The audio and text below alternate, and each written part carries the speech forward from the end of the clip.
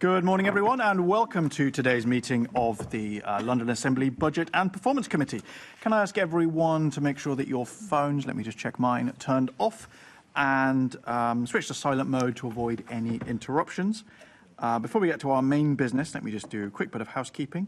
Firstly, can I ask our clerk, Hannah Barwell, if any apologies have been received? Thank you, Clerk. Apologies have been received from Assemblymember Harani and Assemblymember Polanski, for whom Assemblymember Moema and Assemblymember Hamdash are attending as substitutes, respectively. There has also been apologies from Assemblymember Roberts, for whom Assemblymember Bakari is attending as substitute, and Assemblymember Wilson has also sent his apologies, and Assemblymember Moema is attending remotely on Zoom. Good. Hope you caught all that.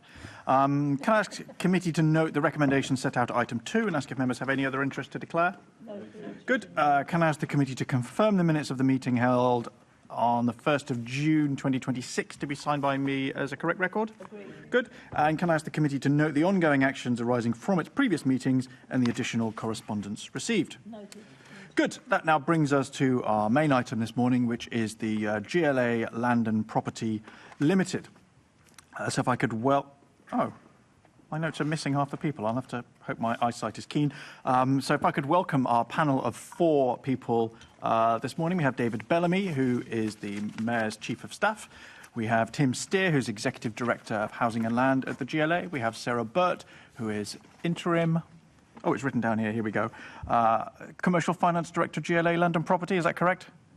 Does it say interim something on your thing there? Sorry, Interim Assistant Director for Land and Development. Interim Assistant Director for Land and Development. Thank you, and apologies for fluffing that up before we've even really started.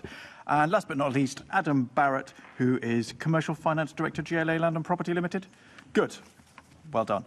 And so the GLA Land and Property is the sort of GLA's wholly owned land ownership and development subsidiary set up under the previous mayor, owning large bits of land across London for the purposes of redevelopment and possibly profit. So my first question to you, David, just to kick off. So GLAP is forecast to deliver 68,000 new homes over 25 years. Between 2016 and 2025, only about 29,000 of those have been started and perhaps only 2/3 of those completed, which in turn has led to the well-known problems with the £300 million loan from the GLA to GLAP, effectively as seed funding in 2012-13, not being able to be repaid on time. So it's not gone well, it's not gone to plan. Why is that? Thank you, Chair. Good morning. I think, that's an incredibly broad question, some aspects of which I'd probably respectfully disagree with. But the short answer is, we are a player in what is an incredibly challenging housing market, and I'm sure that through the discussion this morning we will be touching on some of that. What I think it's useful for the committee to understand is that, you say, Chair, we set up in 2012 when the GLA received an amount of land, 635 hectares. If you're like me and don't understand what a hectare is, and in the spirit of the World Cup, it's about the size of, our land holding is about the size of 890 international football pitches. So we can visualise that. And legally, to ensure a level playing field between us and other developers in the private sector, the GLA's land property activities have to be done for a separate company. But we are, to be clear, very much part of the GLA, and other than formal company business, GLAP exists to deliver GLA decisions. And so that's kind of the absolutely kind of key governance point to understand. So when I suppose this first came to my attention through the audits in December 2023 and then the follow-up audit in December 2024, there seemed to be quite a number of problems, and perhaps chief among them, obviously there was the at that time, non-repayment of the £300 million loan, which was supposed to start in 2018. We'll come on to the loan in more detail in a moment. One of the issues seemed to be that there weren't good records kept of that decision to either non or defer payment of those loans. What was the reason why, as you say, what is fundamentally a part of the GLA was making important decisions about large amounts of public money, and it seems to have not been properly documented or recorded? So, I think it kind of the answer starts from where I finished on the last response, Chair, which is that GLAP, very much part of the GLA, is essentially an accounting and legal structure to implement GLA decisions, and it differs from other GLA activities in that, for legal reasons, it has to be done through a separate company rather than it just being, a department heading in the budget. And so that really is the difference. And given that, the philosophy around GLAP, when it was established and probably through the 2010s, was, look, right, we're established here, the GLA takes the decisions, those decisions are to enter into development agreements with commercial partners to develop land. And from those, land receipts will flow, and those land receipts will then pay back the debt. And that was the model. And, there was a view that there wasn't the need, other than formal company matters, there wasn't a need for particular governance outside the standard decision-making processes about those agreements. And of course, all the development agreements were on the land we inherited in 2012 were entered into by 2016. And what I think changed was, frankly, the housing market got a lot more difficult. I think looking back, the housing market a decade ago in London, it probably felt challenging at the time, but it's like playing a computer game on easy level compared to where we are now, where it's just so incredibly difficult. And so, in response to that, we began a process of bringing in more governance around GLAP, forming a steering group, various other things, various things that I and colleagues asked for to be more transparent than was previously the case. I'm sure all of this stuff we're going to talk about this morning. And one of the factors there is that this internal relationship between the GLA and GLAP in a finance sense, was obviously what was originally predicated and planned was based on the original view around when we would get repayments from development partners as they delivered the sites that had previously been contracted to them. And so obviously as follows, the timing of those payments determines our ability to pay back debt to GLA. And in the particular instance in question, there was a time where the cash flow wasn't as had been originally modelled, and so it was necessary to change the repayment profile. And that was very much handled, should be clear, it was before Adam's time, but it's very much handled within finance by officers, because they took the view that this was an internal, essentially accounting matter. And I can see why they thought like that. But, from I think our side, we feel that, we wanted more transparency about that, and so that's part of the governance changes that have been brought in over the last few years have been to ensure that's the case.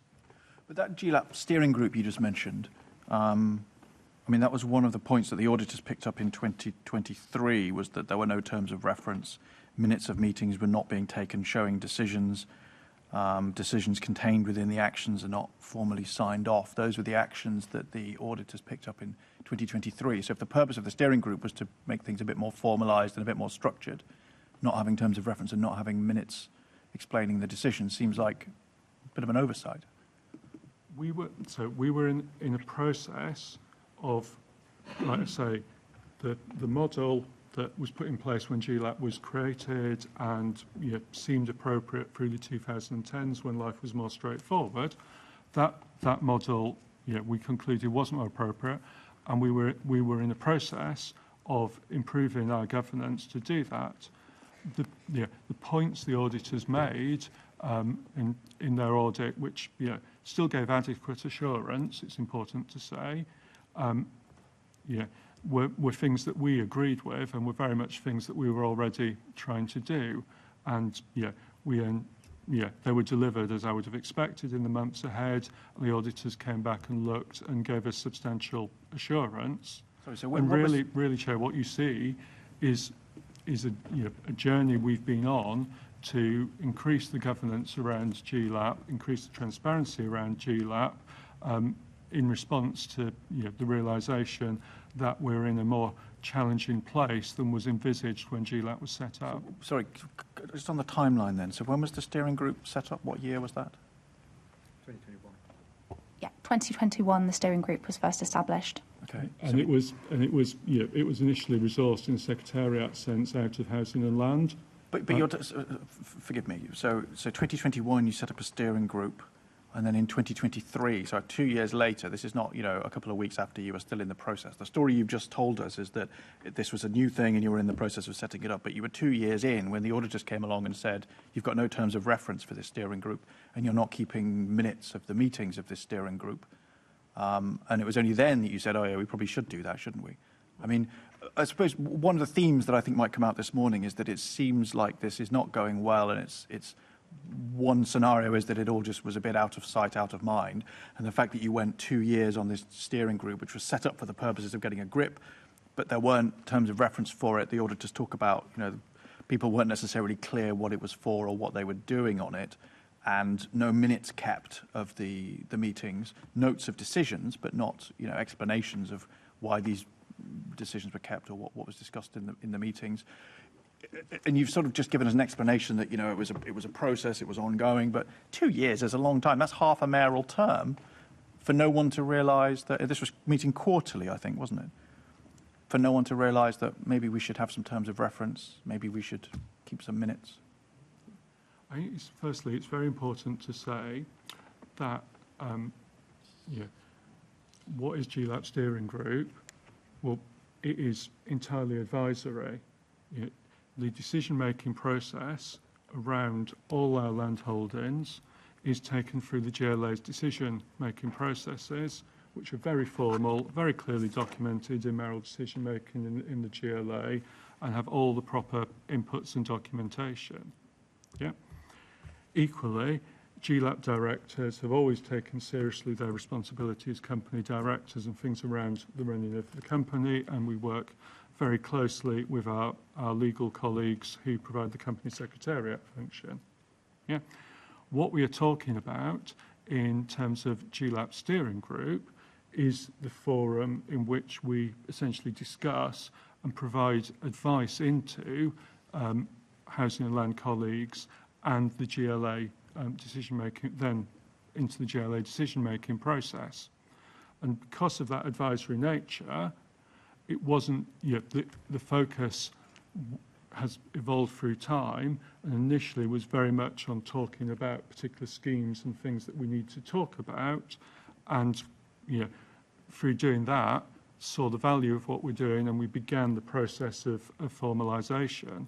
And that's what you'd see, as you say. We always had records of conclusions we reached. Decision's not necessarily the right word because we're not a decision-making body, and actions, and so that governance was there.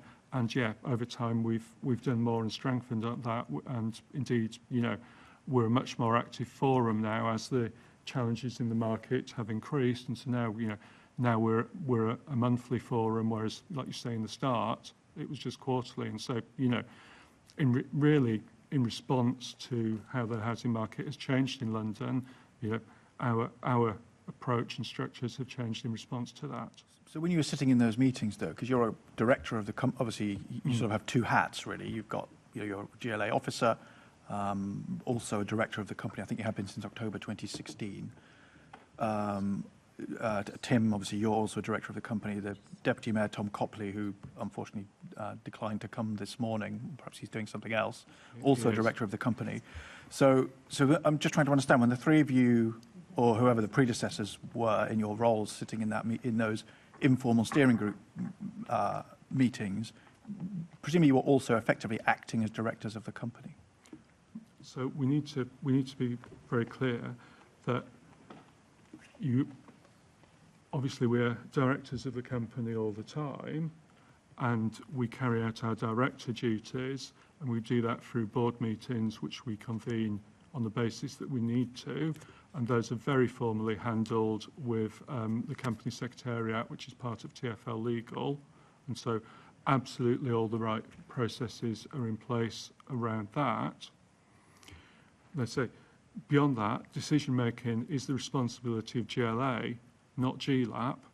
We don't, as directors, take decisions to enter an agreement here, sell a piece of land there, or whatever it may be.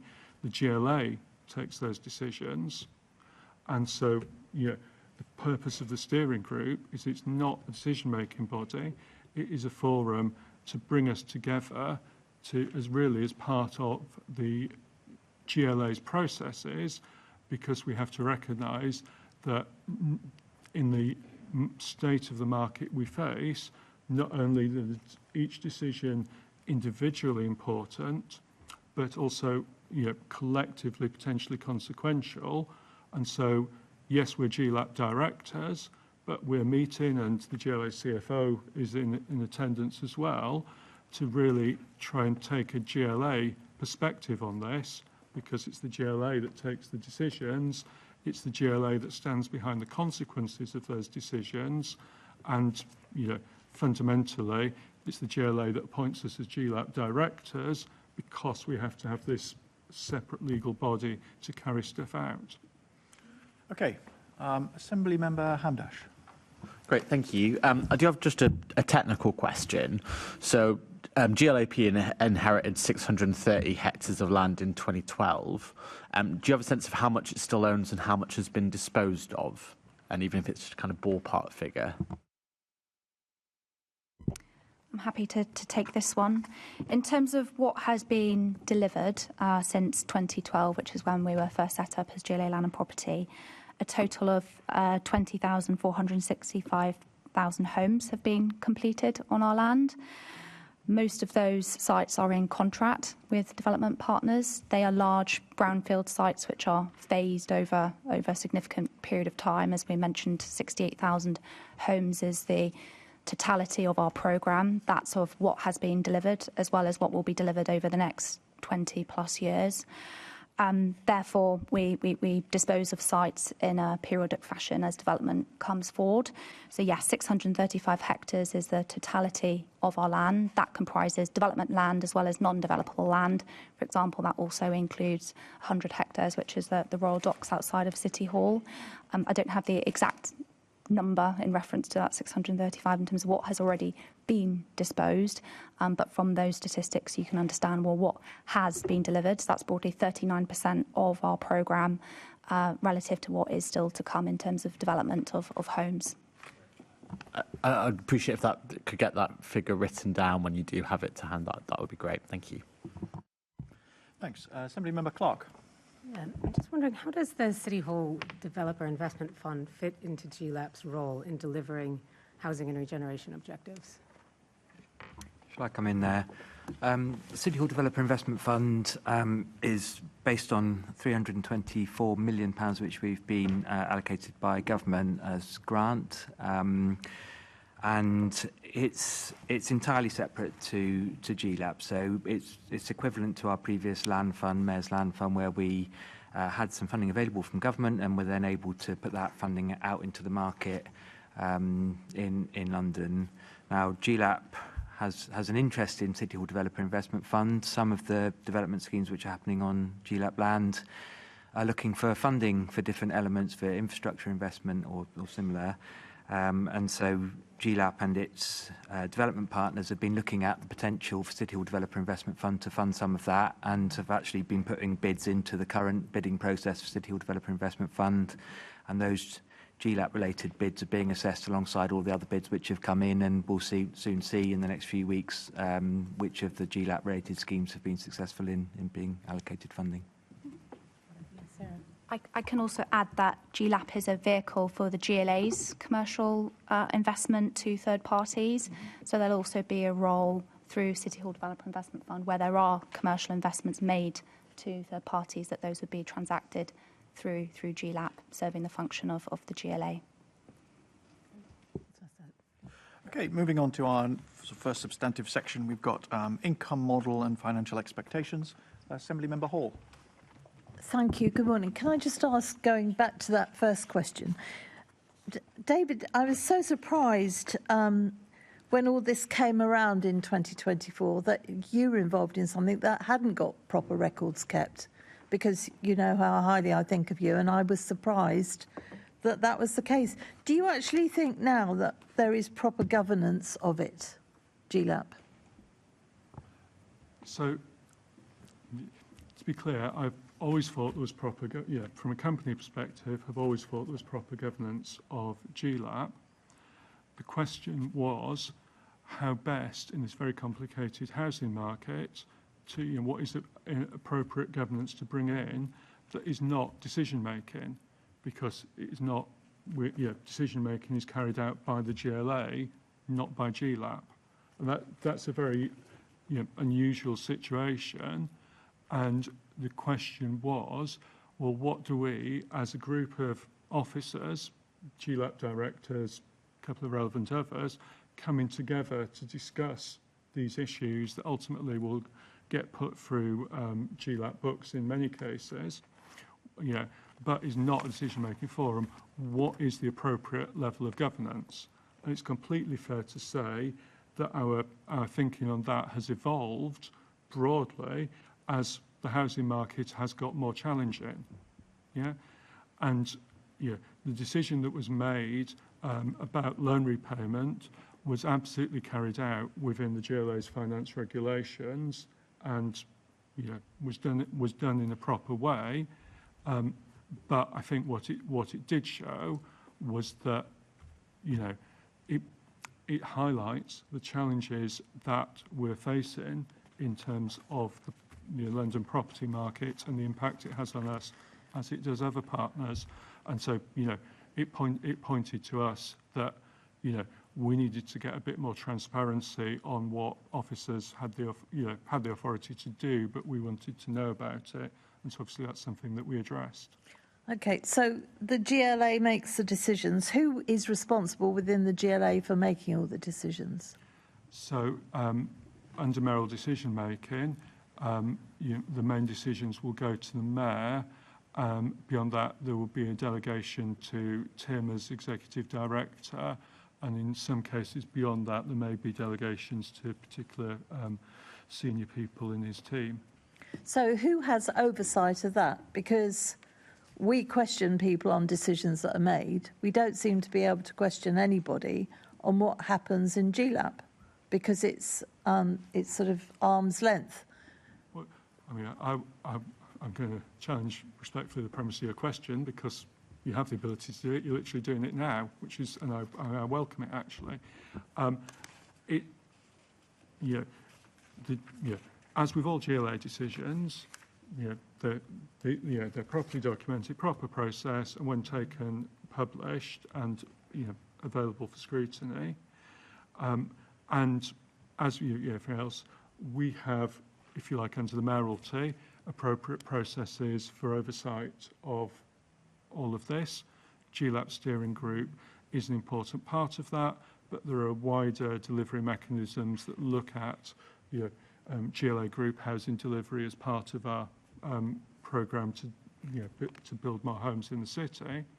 And so we have governance. Our governance has evolved through the years as circumstances change, and so absolutely, of course, we're here to be scrutinised by the Assembly on that. But clearly it went all those years and wasn't scrutinised properly at all, or it wouldn't have come to light that meetings weren't logged properly, information wasn't there. And when you think about it, the amount of money that you've been lent, or the loans that you have, there should have been greater oversight in the past. So I wouldn't say there was that much more oversight now. So if you were on this side of the table, what would you be asking for better governance and oversight? What would you make as a suggestion?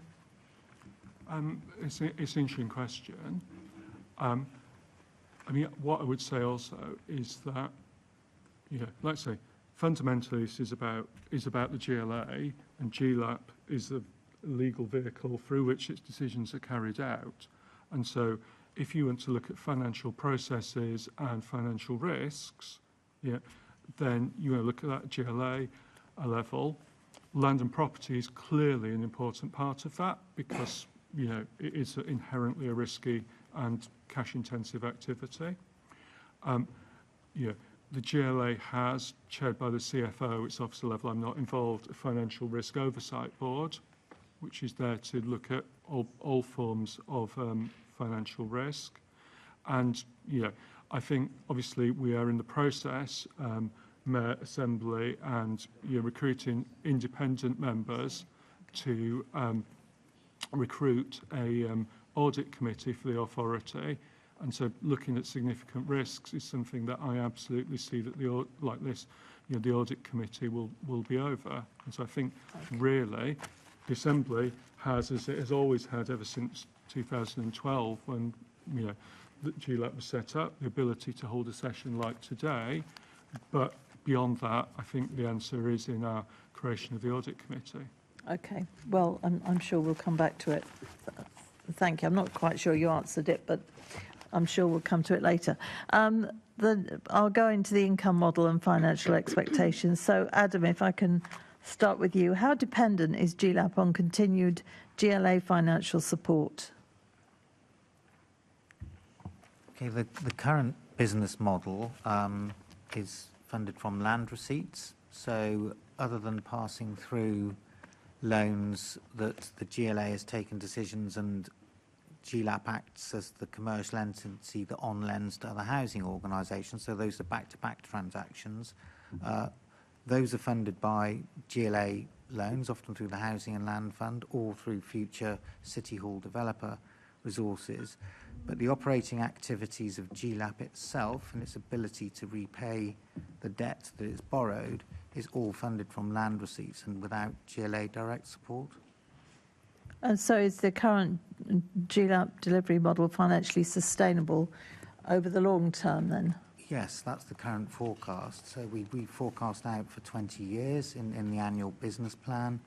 The business plan is reviewed by the steering group on an annual basis, and we monitor this at steering group on a quarterly basis.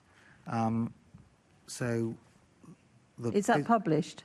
No, this is all part of the steering group papers, and it's because there's a lot of commercially sensitive information in those papers. They're not public documents. So is it possible that we could ever see them if you redact any of the information? I would hate to think that anybody was hiding behind, it's all sensitive, because clearly there's a hell of a lot of taxpayers' money in this.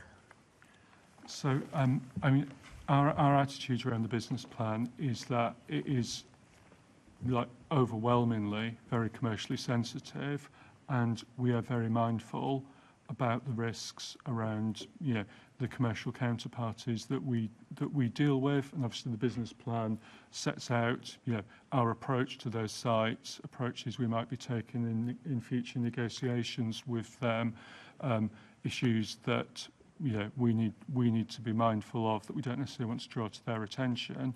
So it's absolutely right that it be a confidential document. We're very happy if the committee wants to try and do something in private session where colleagues can sit down and take you through it, then happy to do that. Beyond that, I know we've provided to your officers some headings and show the format and the nature of what's in there, and say very happy to have private sessions where we can talk in more detail. Okay, thank you, that's helpful. So Adam, which assumptions in the original business model have proved to be wrong or haven't worked out as planned? I can't comment on the original business model. That's not information that I've got access to.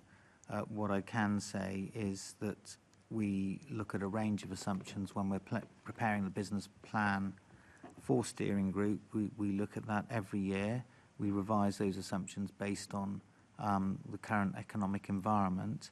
And as David said earlier, the current environment is a very challenging one. So if you look at how those assumptions will have changed over the life of GLAP, for a long period up until COVID, we had very, very low interest rates, and that facilitated housing development. We've now got interest rates in the last few years that have increased substantially, and there's been a significant increase in inflationary pressures in the construction industry, and all of these factors are weighing quite heavily on the viability of the housing market, especially in London. So I think the answer is that the viability and the market position has become more challenging over GLAP's life.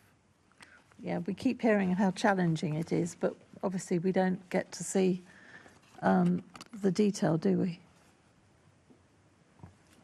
If you look at financing rates, for example, it would have been possible for the GLA to borrow at less than 2% in the late 2010s, early 20s. That figure would now be at 5 to 6%, depending on the maturity length of the loans you're entering into. So are you comfortable with the current position between GLAP and the GLA? I'm comfortable that the business plan shows that all of GLAP's liabilities can be met. Obviously, the whole of the business plan going forward depends on the future economic position, and that's why we monitor that on a regular basis and take account of any changes. So what are the financial expectations for GLAP for 26-27, and how is it currently performing? I'm just hearing doom and gloom here, but how is it performing at the moment? The forecast for the next 5 years are that GLAP will be making surpluses, and it will be able to meet its loan repayment obligations. All of that is predicated on the land receipts that we have in the business plan being delivered, and there'll be a mixture of schemes and development agreements that determine the obligations of developers in terms of repaying those receipts. But the whole business plan is viable for the next 5 years, and it's one of the tests that we have to meet with our auditors on an annual basis to demonstrate that the organisation can operate as a going concern. So is there any reason it has to exist really long term? What does it do that the GLA can't do? So I think the reason it has to exist is because legally there are things that the GLA is only allowed to do through a company for taxation reasons. Yeah. So you could take a view. The GLA has GLAP has these land holdings. Right. We essentially sell them off, get them developed, get the receipts, job done, closed down. Yeah. And that would be a possible path. But what that leaves is probably two questions for the GLA to answer.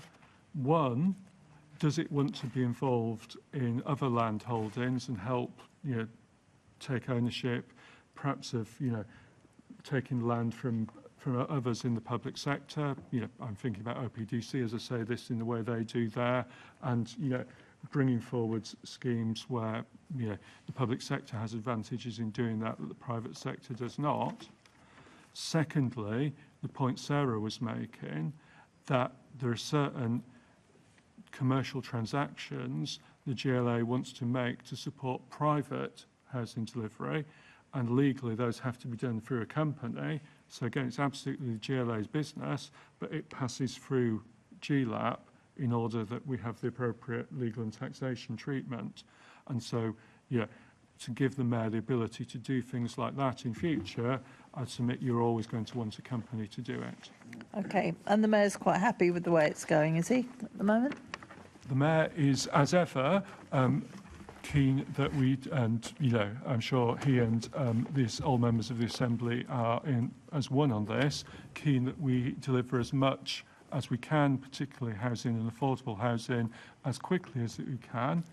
But equally, he does, as I'm sure the Assembly will, recognise the real challenges in the market at the moment, and that's why obviously, at level of these schemes, there's a lot of work going on with partners to try and keep them moving, and why also the broader GLA level, there's a lot of engagement with the government to try and get more support in order to help the housing market, and we're obviously a part of that. Okay. Shall I go on to the next section, Chair? No, actually, we've got. Before we get there, Assembly Member Hamdash had a supplementary on this section. Great, thank you. So we've heard about how the financial model is based on land disposal, but the Mayor announced that his new City Hall developer was going to be taking a Singapore-style approach to housing. Now, one of the famous parts of Singapore housing development is that the land isn't sold off, and actually that tenants buy 99-year leases on that property. Is the Mayor telling us this fundamental financial model is going to be changing going forward? I think, historically we have worked in this land disposal model, and that's worked for the developments which GLAP's seen to date. We've done some work in terms of entering into a JV at Barking Riverside, which is more in terms of that staying in model. Well, the GLA's got equity, and we've then recently invested in Silvertown Quays in a similar way, where we've used around 100 million of GLA funds to invest in that joint venture, which will now be in for the next couple of decades. And I think there are advantages of us doing more of that where we can. We know that the private sector, for the reasons that David's talked about in terms of the wider housing market and the difficulties around housing delivery, they are looking for help from the public sector, particularly around risk sharing where that's appropriate, and this is what that kind of model offers. But it very much depends on the resources we've got available to do that. And Silvertown, Barking Riverside before it, and then Silvertown were big investments. They've been possible because there have been some funds to do it. We're not in that position to do another one of those big investments at the moment, but as David says, we continue to talk to government around the resources available to us, and if we're able to attract some more funding, then we would look to do more of that where we can. There may be some opportunities for some smaller equity investments via City Hall Developer Investment Fund too, but we're just assessing the bids that have come in on that now. Thank you. So just to be clear, in the Royal Docks development, are you going to be selling off the land, or are you taking a new approach here? For Silvertown, well, I mean, no, we are. The GLAP's got the GLA's got an interesting double role here in a way, because GLAP is disposing of the land over time to the joint venture, which the GLA has just invested into. So, in some ways, the GLAP is transferring. David, do you want to come in? Yes, look, very directly on your question. Yeah, the development agreement on Silvertown Quays dates back to, I think, 2013. Yeah. And so fundamentally that model of what happens there was set under the previous mayor as it happens. To your general point, it's absolutely possible if we have a piece of land without a development agreement, we have a choice, and fundamentally the choice is what that land is used for. Yeah, clearly, if a portion of the land is being used for private sale, then you can only do that if you sell off the land, because ultimately the person who lives there, owns the home, needs to own their land. Yeah. If you say on the other hand, no, we're going to do a build to rent type product, then you don't necessarily you can sell the land to somebody else who's going to do that product. Or you, in principle, have the option of saying, well, we'll get somebody to, build it for us, but we'll own it and we'll collect the rent. So, absolutely, you have that choice in principle. But as we've said, for the land we inherited, development agreements were put in place by 2016 under the previous mayor, and so for there, the path is set. I think what I'm struggling with is if there's not a fundamental change in land ownership, what makes this Singapore style? Surely it's exactly the same as what we've been doing for a very long time. I think we're probably at danger of straying into a housing committee and getting out of GLAP. But I think the fundamental point is it's about the level of activism, and the GLA's decision. And as Tim said, it's not through GLAP; it's through a separate company, because we're the landowners, so we need to keep separately because we've got the relationship with the joint venture partnership that is developing the site, and then the GLA is part of that joint venture, and so GLAP need to keep a bit separate. That is a big, significant step for the GLA and something that it hasn't done before. And, the Mayor was acknowledging that, and I think speaking to a direction of travel where he sees that we're going to need to be able to do more of that in future. Now, our ability to do it depends very much on financial resources, as Tim said. It also depends on availability of land. So we're working with the Cabinet Office at the moment. Again, sorry, Chair, I'm straying outside GLAP, but I probably need to answer the question. We're working with the Cabinet Office to set up a London Land Board, which is designed to bring together public sector partners to look at their land holdings and ensure what is the best use of those for the area, and ensure that if they're not needed for their current purpose, well, how can we decide what they should be used for in the most sensible way and bring the right skills and experience to bear on taking those sites forward. So, absolutely, I think what the Mayor's saying is there's a lot more of this to come, but, clearly we are, with the land holdings that GLAP has, we start from the position of the development agreements that we inherited.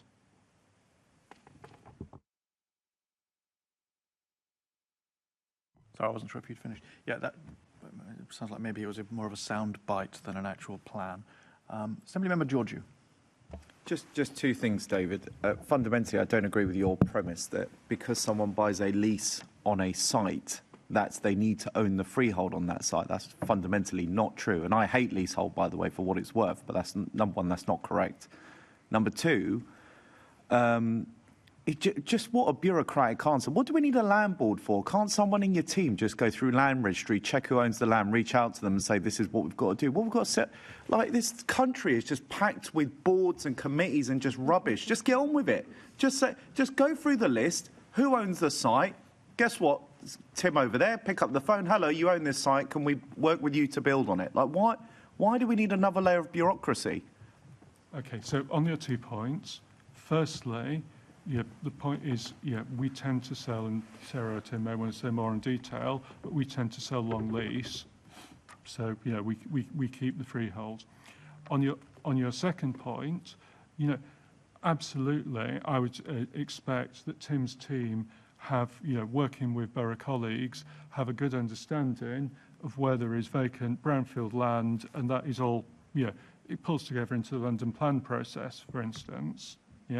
I'm talking about something different.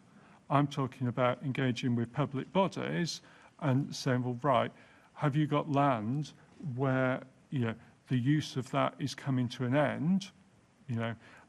Holloway Prison might be, looking back, might be an example of that, and ensuring that then, there may be land just down the road that a different public body owns, and we may be able to, in the technical speak, get some marriage value and actually create something that really works for the local area by having that engagement and by ensuring that the right skills are brought to bear on its development. And so that's what we'll be trying to achieve, and it's very focused on that. It's not about kind of the broader brownfield land in London, which is already covered, and we don't need more process on. I can add to the leasehold point. So GLAP has a property asset strategy. That's a public document published in December 2023. That highlights how we typically transact. So we do retain the freehold in most cases, particularly where we've got strategic land assets and big regeneration projects happening over a long period of time. And we have moved to increase the lease length, the long leasehold interests, directly in response to the Mayor acting for leaseholders and ensuring that we can grant longer certainty in terms of those leasehold interests. Of course, we're currently reviewing that position in light of reforms in terms of leasehold reform and move to common hold. But I'd refer you to the property asset strategy, which expands on that in a bit more detail. Yeah, if it helps, my question relates to effectively, because David, I mean, with all due respect, you didn't really answer Assembly Member Hamdash's question. That's the only reason why I raised it, you know, and you alluded to the point. Look, I don't care whether you keep the land or not, keep the freeholds, whatever. It's none of my business. As long as it gets built, I find the rest of this irrelevant. You know, it's just rectifying that point that you said, that in your words were, because people want to own their homes, we would therefore have to sell the land. Well, that's just factually incorrect. You sell the property with long leases, which we all encourage, because otherwise you can't get a mortgage on it, or at least a decent one. But fundamentally, as with many of our council estates and right to buy, people have long leases, but we own the freehold on the estates. Same principle. But anyway, I'll leave it there, Chair. It was just on that point. Okay, we are now moving on to our next section on the loan repayments. Assembly Member Hall. Thank you. This is to you, Adam. What is the current expectation for repayment of the £300 million loan, and what does the slower than anticipated repayment tell us about GLAP planned redevelopment? The current the repayment schedules of the £300 million loan is that they'll be repaid by 2031, March 2031. Currently, there's £215 million outstanding as at the 31st of March balance sheet date, so £85 million of that debt has already been repaid. Okay. What are the main reasons that after more than a decade, the loan from the GLA remains above the original amount borrowed? I think the original amount was 300 million. The current amount is 215 million. Okay. Well, then our research is... I think, if I can be helpful, what's probably happening there is that, yeah, so we've got the original 300 million, and Adam described how we're paying that back. As Sarah has already said, completely separately, the GLA is routing some things through GLAP, and essentially, you know, we take the debt from GLA and immediately lend out to the person the GLA is contracting with, and that's, you know, it's a back-to-back arrangement. So it's something that in our internal accounting we try and show a little differently, because it's entirely separate. It's not kind of GLAP debt. It's just it's a GLA activity that has to be routed through a private company for legal reasons, and it's just concluded that we concluded it's better to put it through GLAP than go to the expense of setting up another company just to do this. So, David, what is the total amount of money the GLA currently has loaned with the Mayor's various different development arms? Well,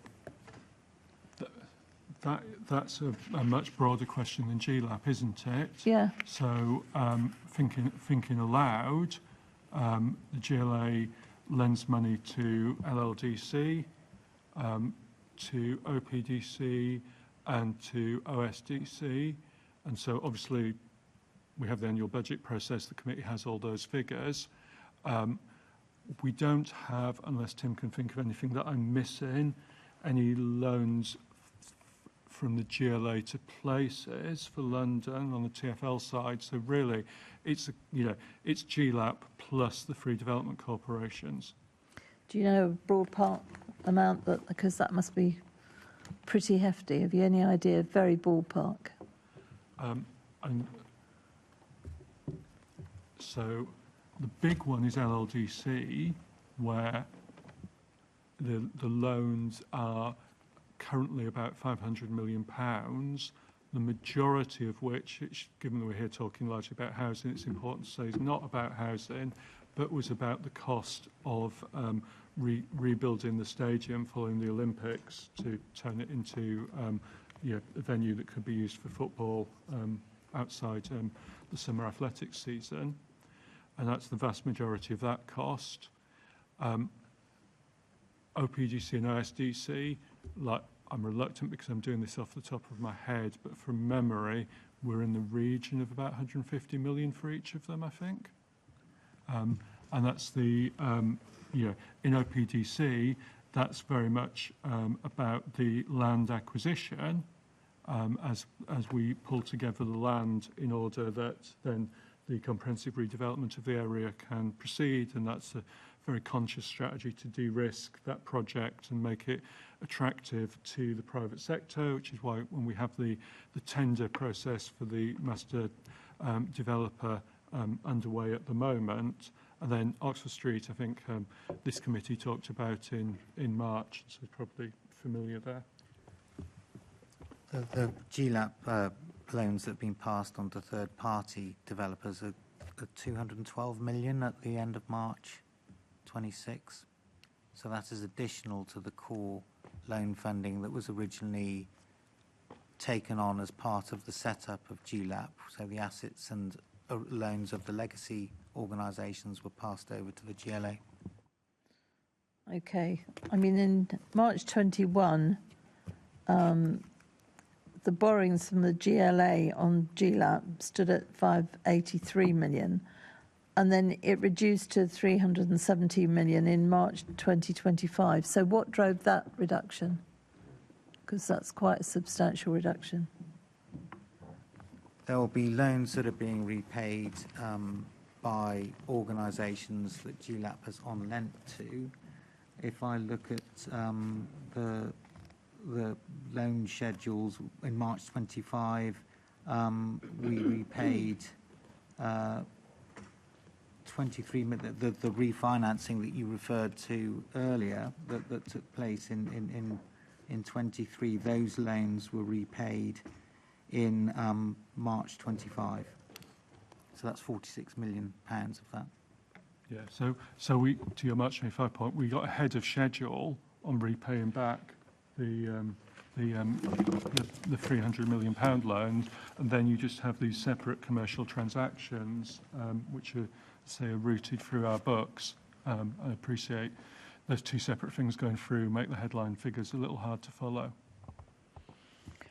Okay, there's a couple of written questions, if we could put them into you to ask, because there's so many different figures flying around here. I mean, one of the official questions is what has been the impact of the late repayment of the GLA and GLAP so far, and what would be the financial and operational impact on both organisations if these delays continue? Yeah, well, I mean, it's right to say, as the chair did, that we refinanced the loan because of the way the cash flow was running.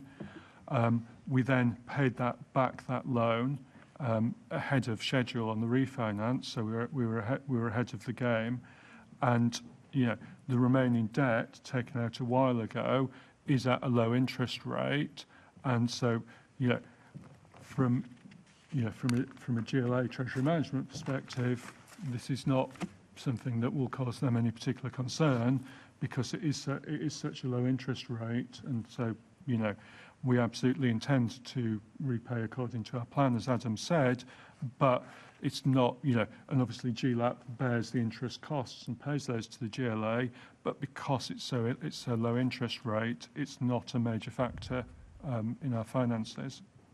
Except because refinancing isn't, if you just refinance and borrow more or whatever, it leads to a very confused picture, I think you'll agree. Yeah, and obviously that's why we paid back the refinancing, as I say, ahead of schedule. Yeah, and this is why I think some of us would prefer better oversight of this. I'll hand back to you, Chair. Okay. Assembly Member Cooper. Thank you, Chair. Good morning, panel. I just wanted to ask you, because my background before I came to City Hall was working in housing associations, and so I'm aware that they quite frequently refinance all their, like I can see Adam is nodding already. I mean, would you say that what you've done here is at all unusual? Or would you say that this is fairly common market practice to refinance loans, and particularly if you're able to refinance at a lower interest rate? If you're using the housing association example, then yes, they will look at the market conditions. They will look at the size of their development programme and their needs. And if there are opportunities in the market to refinance their loan portfolio to gain long-term benefit for the business plan, then they will do so. A lot of the housing association lending will be with private banks rather than Public Works Names Board. So there's a lot more negotiation as part of that approach. For the GLA, the arrangement's often more simple because most of the borrowing is through the Public Works Names Board. But the principle of refinancing is still there. The GLA will look to run a treasury strategy that maximises the benefit. Sure. To the public I mean, I purse. think the point that I was making is not whether or not we're going to the city or whether you're going to the PWLB. And obviously, PWLB is probably going to be at a lower rate than anything that you could get from city lenders.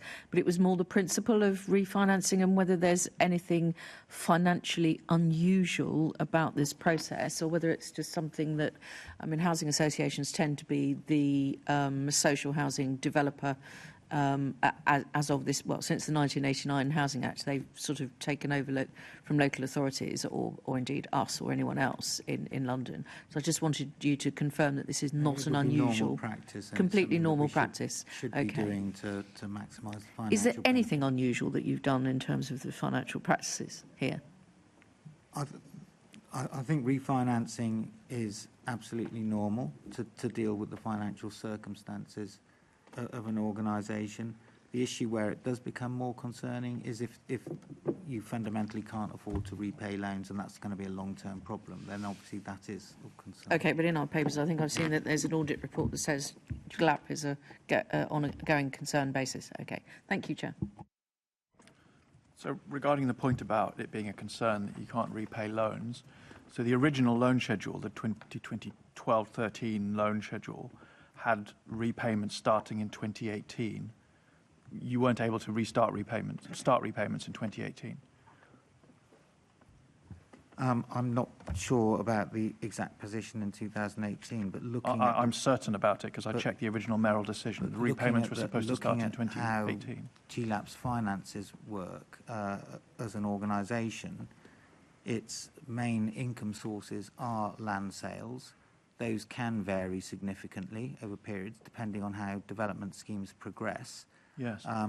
So I don't think that the fact that the GLA rescheduled those loans to match the cash flows is a source of concern, as long as the long-term cash flows demonstrate that the loans can be repaid, which they do. I suppose what I'm pushing back on, very gently but firmly, is this idea that it's all fine.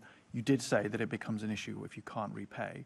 The original schedule of repayments on the original, that £300 million loan under the previous administration, the loan repayments were supposed to start in 2018. I'm certain of that because I checked the original mayoral decision. By this point, of that 300 million, 240 million was supposed to have been repaid. And in fact, not only did GLAP not commence repayments in 2018, 2019, 2020, 2021, 2022, 2023, no repayments were made. My understanding is that the first repayments on that loan were not made until 2024, or possibly very late in 2023. So that's 5 years on from the point at which GLAP was supposed to start making repayments on that loan. No repayments have been made. And that matches your scenario where cash flow was not able to meet the loan repayments. You said that would be a concern, and then for 5 years, that's what was happening. I think to clarify the concern is if the organisation cannot at any point repay that debt. The land assets were still with GLAP, and the cash flows were. This is a timing issue matter rather than an ability to repay matter. So the rescheduling was rescheduling the debt in order for the cash flows generated by GLAP to be there to repay that debt. It wasn't about a question of GLAP not being able to repay the debt at all. We're going to come on to housing delivery in a moment, but you were saying earlier, you were talking about how benign the circumstances were in the late 2010s and up to the pandemic. So this period, when the current administration began in 2016, you've got half a decade of, what you correctly described as benign circumstances. It was sort of the boom time for development in London. Interest rates were very low. Everything was going up. There were tower cranes across the city. And yet during that period, GLAP was not able to make the repayments. And the reason is not because it was insolvent, but because it was not building to the schedule that it was supposed to. So why...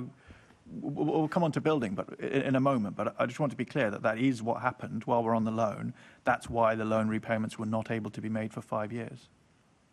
I think it's fair to say that conditions in the housing market in the late 2010s were, and what I was trying to say earlier, was much easier than they are now. And looking back, it looks like we were playing on easy mode. That doesn't mean to say that it was easy at the time. Now, obviously, but we're not. Yeah, but David, we're not talking about years. I'm trying to get to a point of agreeing with you. Okay.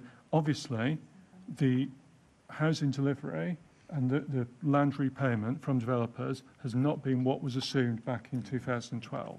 Yeah. Now, I'm not able to join the debate because I wasn't here. I don't have the detail about, well, actually, was that just because that plan was hopelessly wrong, or it was a good plan and there have been issues in delivery? It may actually be more likely that no plan is perfect, but external things have happened that couldn't possibly have been foreseen when that plan was created. What we can say is that our net assets, if you look at GLAP, have gone up from when we formed in 2012, 115 million.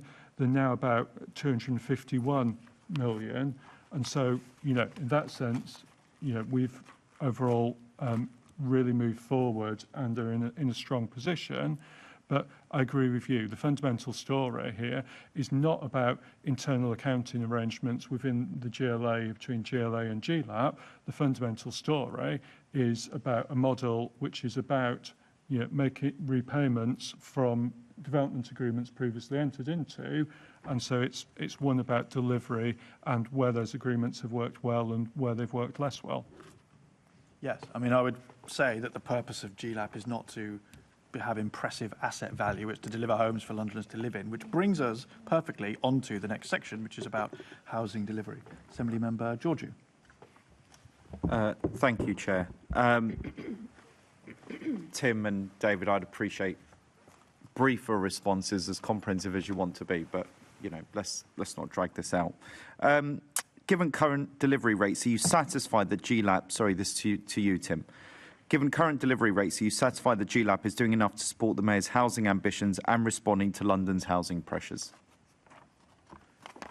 I think, it's hard to be satisfied because we know what London's housing need is, and we know what we'd love to be doing more with GLAP to contribute to that, but what I do know is that we work incredibly hard every day to maximise the housing outputs from GLAP, and as we've all been saying, the conditions are incredibly difficult. I used the word challenging when we last spoke in the Oversight Committee. That's very much the case for GLAP and its partners as it is for the wider housing market. And, our job, I think, is to maximise what's available, and that's what we seek to do. Right, so your 20,000 caveats aside, along with David's, you're saying that probably you're not happy with where we are, you hope it'd be better. Is that a fair assessment? We try and do as much, absolutely. That wasn't the question that I asked. Are you broadly happy or not happy? I'll put it in a more simple way. I can't put any more straightforward than that. 0 to 10, 0 being not very happy, 10 being extremely happy. Pick one. Pick your metric. In terms of the efforts that we're going to try. Here we go again. Right. Are you satisfied or not satisfied? I'm not satisfied. Right, there we go. That was it. Thank you. That's fine. Thank you. No, and I've noted the caveats, and I'm not disputing them. We're in a challenging situation. I just wanted to assess your current view. We want to be ambitious to do more. Right. I know we're all ambitious, aren't we? Tim, what explains the reduced growth in cumulative housing starts over the last few years? So I note that the current housing conditions are not great. I think we've all understood that assessment, but cumulative over recent years. I think that is the answer. The cumulative housing starts are made up of starts across a series of different projects that we have. All of those projects are facing challenges. All of those projects, we're working incredibly hard with the partners to ensure that they're bringing homes forward as quickly as possible. But like all housing development in London, it's difficult, and that's what affects the numbers of starts at the end of the day. Thank you. And David, I appreciate that you've covered a lot of this with previous responses to Assembly members. So in terms of the Mayor personally holding GLAP to account for the current struggle in meeting its milestones and delivery, what's his involvement been, other than you obviously taking quite an important role on this? Well, yeah, the fundamental role of the mayor is to be, as with the whole range of things the mayor deals with, is about being satisfied that we have appropriate structures in place to address and deliver what the mayor wants to deliver, and for him to then, get involved where he personally can make that difference. And that's why, because, as we say, GLAP absolutely and GLA absolutely not immune to the wider pressures facing the market. In fact, actually, they're probably worse for us because of the infrastructure needs on our big brownfield sites, which are far more expensive and complicated to build on than many other sites across London. And that's why, for instance, the mayor's worked with the Secretary of State on the package of emergency measures, because that's something that will have limited impact for GLAP, where we're already in development agreements. So why are you talking about it? The question I asked you was the mayor's involvement in GLAP. Now, we've all noted, and I'm sure Housing Committee has noted, the Secretary of State's intervention on the reduction on affordable housing and the targets there. I've asked you about his personal involvement in GLAP, and you've given me an example of where the response has been limited. So just rather than broad stroke, Sadiq Khan loves GLAP and he sent me after them to deal with it, it's very simple. What's he personally been involved with on this project? If it's not much, that's okay. It's not a criticism. That's what he has officers like you for. But what's he done?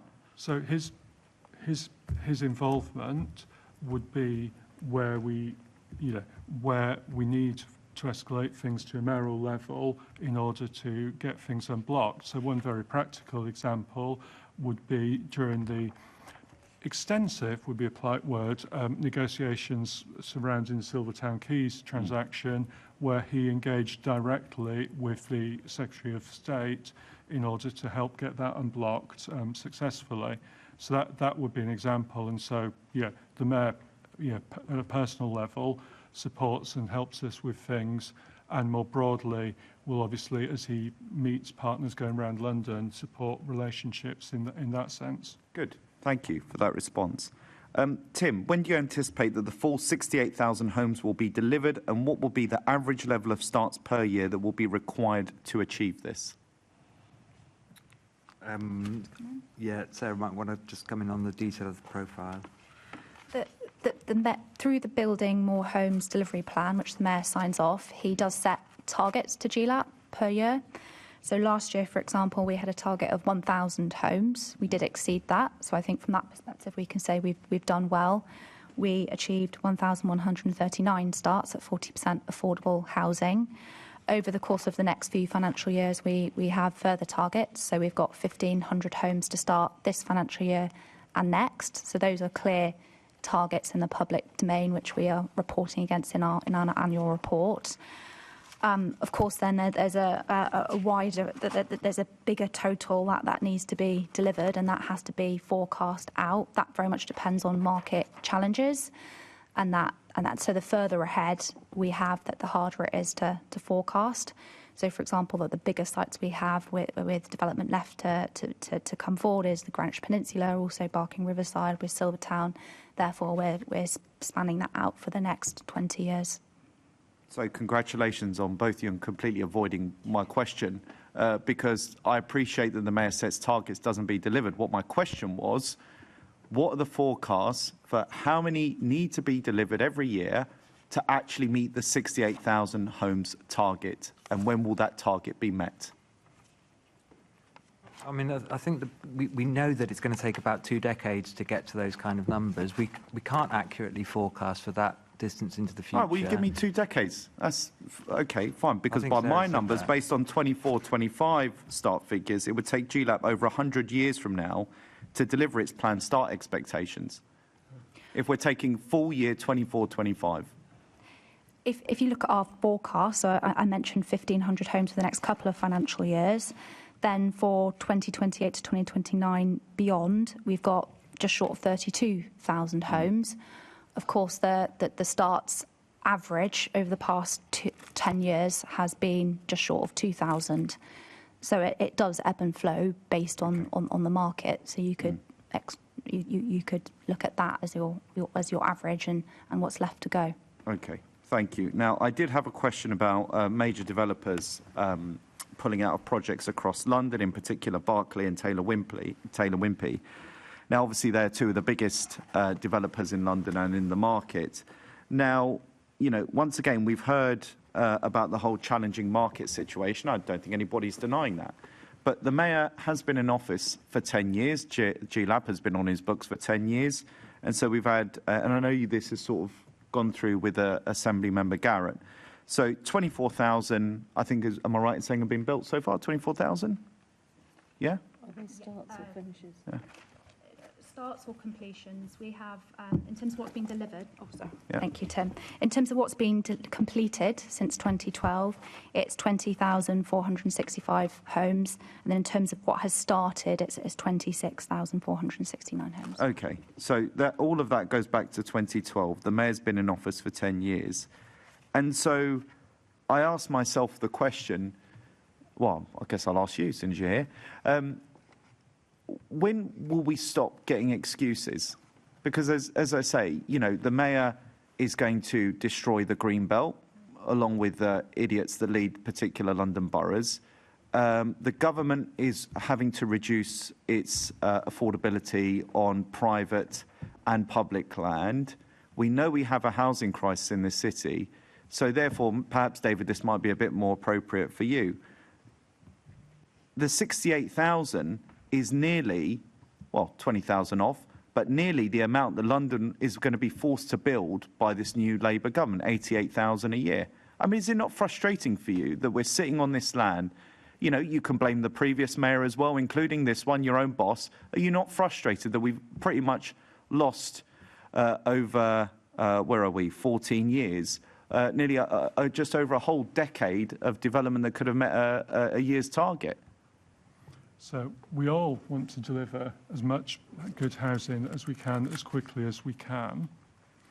I think we have to recognise that all these sites are under development agreements. Now, to your point, and to be perfectly fair, the current mayor inherited all those agreements. The previous mayor inherited some of them as well. So if you take, for instance, Greenwich Peninsula, which has a huge space on it, that agreement was formed long before it was passed. The land was passed over to the GLA, and does not have any of the controls on delivery and pace of delivery that we would expect and require in anything that we were contracting now. And we have to work with that, and if you want to get more into specifics of that site, I'm sure Sarah can say more. But, we have looked for opportunities to try and enable other people to come in and take some of those sites forward where our delivery partner is prepared to support that to make things happen. But we have to operate within the contractual arrangements that we inherited, and some of them are absolutely not as we would want them to be. Look, that's fine. I'll leave it there. I think, David, what would be helpful for the committee when looking at these contractual arrangements, because I'm not doubting your word, because I know that with some of these land deals, over successive mayors are not perfect, let's say, and probably unhelpful when it comes to securing loans or paying back loans or securing particular planning permissions that fall within the scope of other London boroughs. I appreciate all that, but what would be helpful from our perspective, because I know that GLAP is a particular pet project of the chair, is actually if we could, number one, obviously I appreciate there's commercial sensitivities, but just redacted where appropriate, but also where you see the particular restrictions in these land contracts and development contracts moving forward. But that would be helpful, I think, for the sake of the committee. Sure, I've already said, very happy to have some private discussion where officers can take you through some key sites and challenges, etc. Absolutely Great. fine. Thank you, David. Thank you to all of you. Thank you, Chair. Thanks. Just before we move on, I'd like to say hello to, we have a school visit from Year 5 staff and students from George Tomlinson Primary School in Leytonstone. Is that right? Welcome. We are discussing lands that the London Mayor owns for building homes on. Sorry, just quickly, Sarah, you mentioned targets that the Mayor sets. I don't think we managed to find those. So if you could send us where those are published and how far out ahead they are published, that would be very handy. Yes, they're contained within the Building More Homes delivery plan, so signed off by the Mayoral Delivery Board. But we can share those subsequently or refer the relevant parts within it. Okay, great. Assembly Member Bahari. Thank you. You're welcome. I really want to talk about some honesty that's needed for London. I mean, we've just heard about the targets and the challenges, but let's really be honest about the 68,000 figure, David.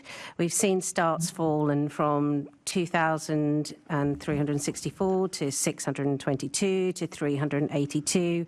I mean, if we're going to continue this trend, it's going to be 150, perhaps, if we're lucky, to get the number of starts. So really, let's be honest here. Are you still going to be saying that 68,000 figure is still a realistic delivery target, or will you just say, no, it's not? Yes, and, you know, like, we need to be careful not to selectively quote figures. 25-26, to continue a series, the starts was 1,139. Yeah. In 16-17, the starts was 766. The following year, it was 3,653. It is the nature of property development, particularly where you're dealing with, in the scheme of things, a small number of large sites that are phased, that the numbers will oscillate. So, yeah, the number of starts will oscillate, the number of completions will oscillate, the payment profile into GLAP's accounts, and thus our profit or sometimes loss figure will oscillate based on that. That is how property development works. And, you know, as has been said, we have agreements in place. We work very closely with partners where the current incredibly difficult climate impacts that, and so we're absolutely still committed to delivering that, and delivering that just like with the example I gave of Greenwich Peninsula, and indeed what's happened at Silvertown Quays is another example of trying to ensure things happen and ensure they happen as quickly as we can. Well, let's tie in that honesty with the transparency that's needed. So, Tim, do you think that GLAP can publish the scheme level milestones so that the Assembly can see what sites are on track, what sites are not on track?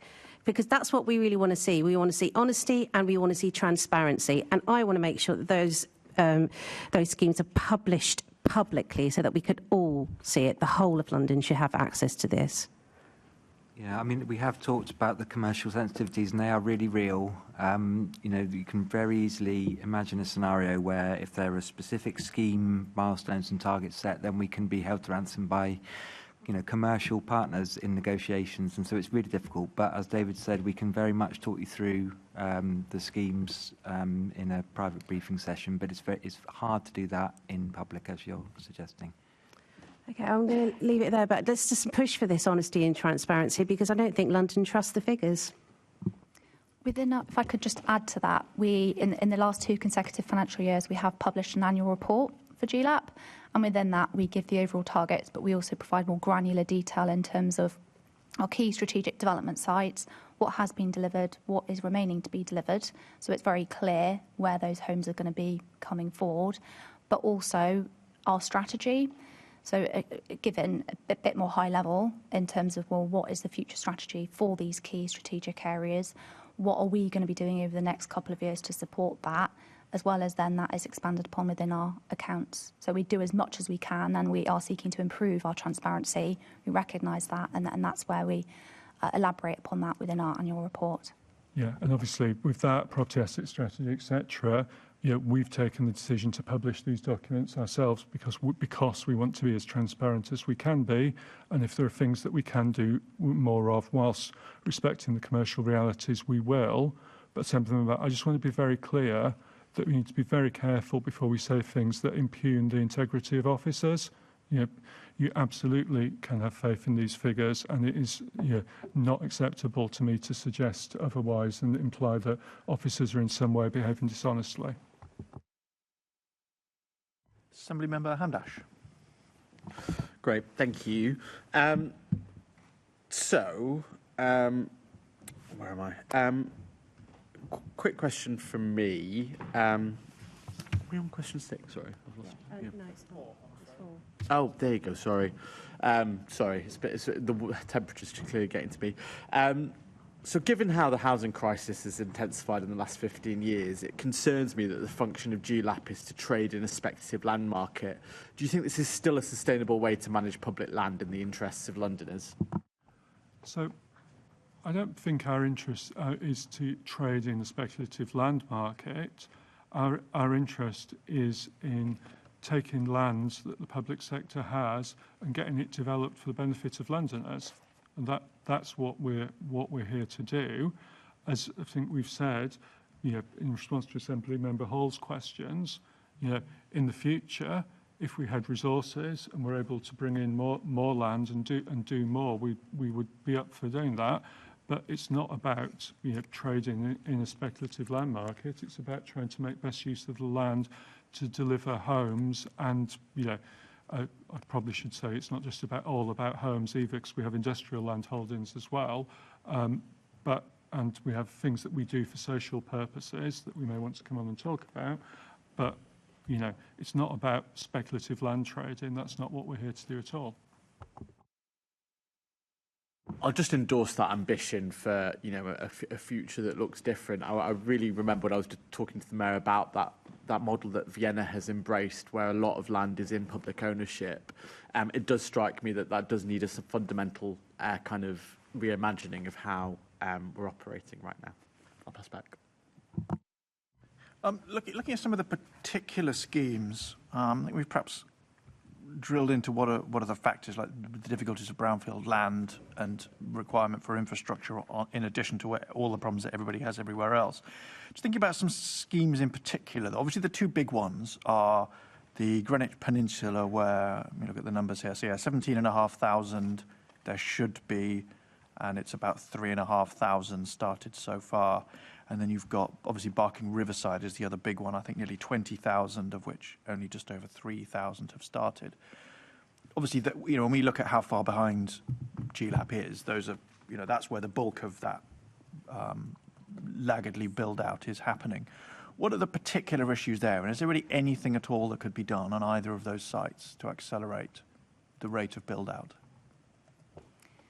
I can take, first of all, Greenwich Peninsula, which you refer, and then happy to go on to Barking Riverside afterwards.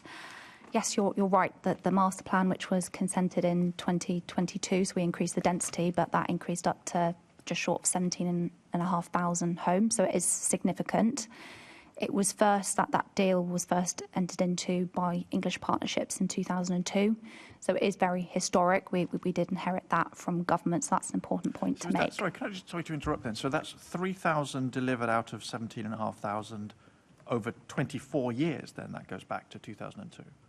That's when the contract was first entered into by government. Well, I mean, that's when the stopwatch starts, isn't it? I appreciate there's always a lead-in time and setup and so on, but because I'm sure if Tom Copley here, he would do his famous hockey stick thing, but I reckon 2 decades is long enough for the hockey stick to ramp up a bit. This is not a dig at the mayor. Obviously, he wasn't there in 2002. No, of course I can explain what we've sought to do to increase the pace of delivery. But I'm correct there. That's just over 3,000 since the clock started in 2002 on Greenwich. That's a long old time. Yeah, and it's also worth saying that the people who then the government entered into that agreement with back then are no longer on the scene and changed in 2013. And so that, for whatever reason, they decided, obviously long before my time, they decided that they weren't willing or able to take it forward. And then, it moved across to Night Dragon. And to some extent, Sarah, you'll cover this, but it all it resets the activities on the project, which is the problem, isn't it? Definitely. So Night Dragon came on board in 2013, and there have been subsequent master plans, the 2015 master plan, which increased the number of homes. Then subsequently, I spoke about the 2022 consent. So that was positive because it increased the amount of affordable housing, and it also looked at a new affordable housing, a new delivery strategy, because key is one developer can only do so much. Therefore, the strategy has been working with Night Dragon to increase the number of developers who do come onto the site so that you can have a number of parties bringing plots forward. L&Q came on board and they are just completing just short of 500 homes, 60% affordable on the peninsula, very high quality. They were shortlisted for the best mixed-use development in London, so really, really high quality, particularly in light of the high level of affordable. So that has been undertaken, and we're looking at bringing forward the further plots for 50% affordable housing in that neighbourhood. We have also recently varied that contract dating back to 2002 to modernise it, and that includes having the ability to support forward funding deals. So again, that makes the site more attractive to investors and does enable then other developers to come on board. Therefore, the key motivation for us, and if you look back through the mayoral decisions, which are all public, the key objective has been increasing the pace of development, because there is a recognition that we want that to be at a higher rate. And we're working very closely with Night Dragon. There are a number of schemes on site, including in the context of a very challenging market, I have to say. They have led and drawn down land, and that is reflecting in our numbers. So 300 homes are on site now, built to rent within the Lower Riverside neighbourhood. They're on site for a further 866 homes where there's significant enabling works over the Blackwall Tunnel. So it's important to highlight that there is significant infrastructure works and utilities and things happening below the ground, as well as on top, and a lot of infrastructure that needs to be delivered, which adds to the complexity and also leads to some of the planning challenges as well, because of the master plan, the significant scale of the sites coming forward. I suppose none of that really inspires confidence, because not to labour the point, but obviously we had the period sort of 3 to 10 years ago where things were much easier into getting all these things done, and we didn't get a lot done there, the Royal We, and obviously the situation we're in now is much more difficult. And if this was difficult to bring forward then, I just have a horrible sinking feeling that whoever is sitting here in 10 years' time is probably looking at a number that's not much bigger. I mean, maybe, I don't know, 5,000 in total rather than 3,000. But it just feels like the whole site is just, limping along. I can't quite... I'm not hearing anything, I suppose, that makes me think that, over the next decade, it's really going to crack on and there's going to be loads of new housing going up in Greenwich Peninsula. I dispute that in looking at what we're delivering with L&Q, what's currently on site, but also then what we're looking forward to deliver over the next couple of years and finding partners. We're working very closely with Greenwich Council as well about their ability to come on and be have social rented homes on the peninsula, not only within the Night Dragon master plan, but also south of that at Greenwich Millennium Village, where they already have homes, and we're talking about a pipeline of more. So I've suggested 2,000 over the next 10 years, and you said you dispute that. What's more realistic then? Over the next 10 years, I don't have the figures in. Just on Greenwich and just on the peninsula. We are looking in terms of the forecast of a plot coming forward at least every other year, and each plot contains about 500 homes. So we're working with them very closely to seek to increase the pace of that. 2,500 over 10 years? That's not a million miles off my finger in the air estimate, is it? No, well, that would be 5,000 homes. We're talking with government as well as that's what I said. I said whoever is here in 10 years' time is looking at a number on Greenwich Peninsula that's maybe around 5,000, and you said you would dispute that. And then you've just given a figure which is 500 units every 2 years, which is over 10 years about 2,500. No, sorry, forgive that.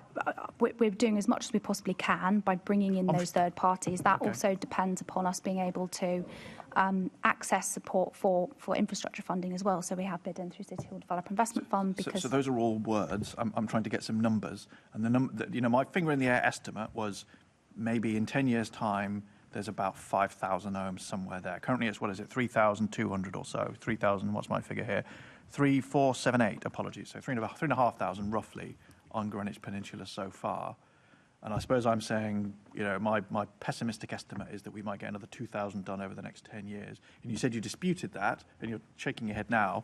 But when you gave some numbers, you were saying bringing a site forward every 2 years, and each site is about 500. Because of we've inherited that contract, we have fewer controls in terms of the pace of development. Okay. Therefore, we are working to enhance those, but also to bring other parties involved so that numerous plots can be coming forward simultaneously we are looking at proposals from third parties as GLAP directors and steering group, which supports that. Clearly, they need to go through the decision-making process, and it's subject to the market. Therefore, we'd want to be in a position where we are bringing forward one plot every year, at least. Therefore, it's difficult to put exact numbers on it, but we're looking at an excess of 5,000 would be the target in terms of what we could. Okay, sorry, so perhaps I misheard then. I do apologise. So one plot, that's about 500 homes. I thought you said you were looking at about one plot every 2 years, and that would be 2,500 over 5 years. And but you're now saying you may get a plot every year? I'm trying to turn the words into numbers. You see, we're the budget committee, and I like numbers. Yes, I understand it. It's looking at what controls we have and what ability in terms of what the minimum is and where we'd like to get to. So yes, we would like to be able to bring forward a plot every year. Okay. Well, I suppose we will see in 10 years where we got to. Specifically, Barking Riverside, I don't think you said. So that's the other really big site. Planning permission now for about 20,000. Again, 3,200 started. Is that a similar story? I mean, lots of words, but what does that look like in terms of numbers 5 years from now, 10 years from now? GLAP, a joint venture partner with L&Q, so Barking Riverside Limited, therefore on the board of that company, working through the business plan with Barking Riverside Limited at this point in time. And that is looking at forecast land sales and drawdowns and starts. Don't have the exact kind of numbers to give it. I'll look back through my notes, but there's a lot of work happening now on the board and working with Barking Riverside Limited and with L&Q to support delivery of those plots. I don't know if Adam would like to add anything else. I think it's quite difficult in terms of long-term forecasting on delivery numbers because property is a very cyclical market and we are in a very difficult position at the moment. So if you look at just the financing rates, they have a double impact on delivery of housing schemes. Firstly, it increases the cost for the developer, but secondly, it constrains affordability for housing purchasers. So you don't need much of a shift in financing rates to have a big impact on scheme viability. So the major things that will improve things is demand for is the price of the assets that we're selling. Demand for housing is a key factor. But that is also it's the delivery cost that the constructors are building at. So if you get a small reduction in finance rates, it not only improves the viability for the developer in terms of construction costs, but potentially increases the purchase price as well. The other factor that's been mentioned, and this is where we are looking at how to unblock schemes, is just in the scale of infrastructure costs, and this is applicable for both Greenwich and Barking Riverside, in terms of the costs that we are requiring the developments to fund. And so those are often the planning obligations, but these put significant financial burdens on scheme costs. So to the extent that we can look at how efficient we can be in delivering the infrastructure, or to seek alternative sources of funding, or to use parts like such a City Hall developer where we can get some lower financing rates into the scheme. All of these are the kind of measures that potentially unblock the delivery, but it does mean that forecasting and giving you exact numbers on delivery going forward is quite challenging. Yes, I suppose that's why I used the sort of Tversky method of what have we been doing so far, and assuming that will continue.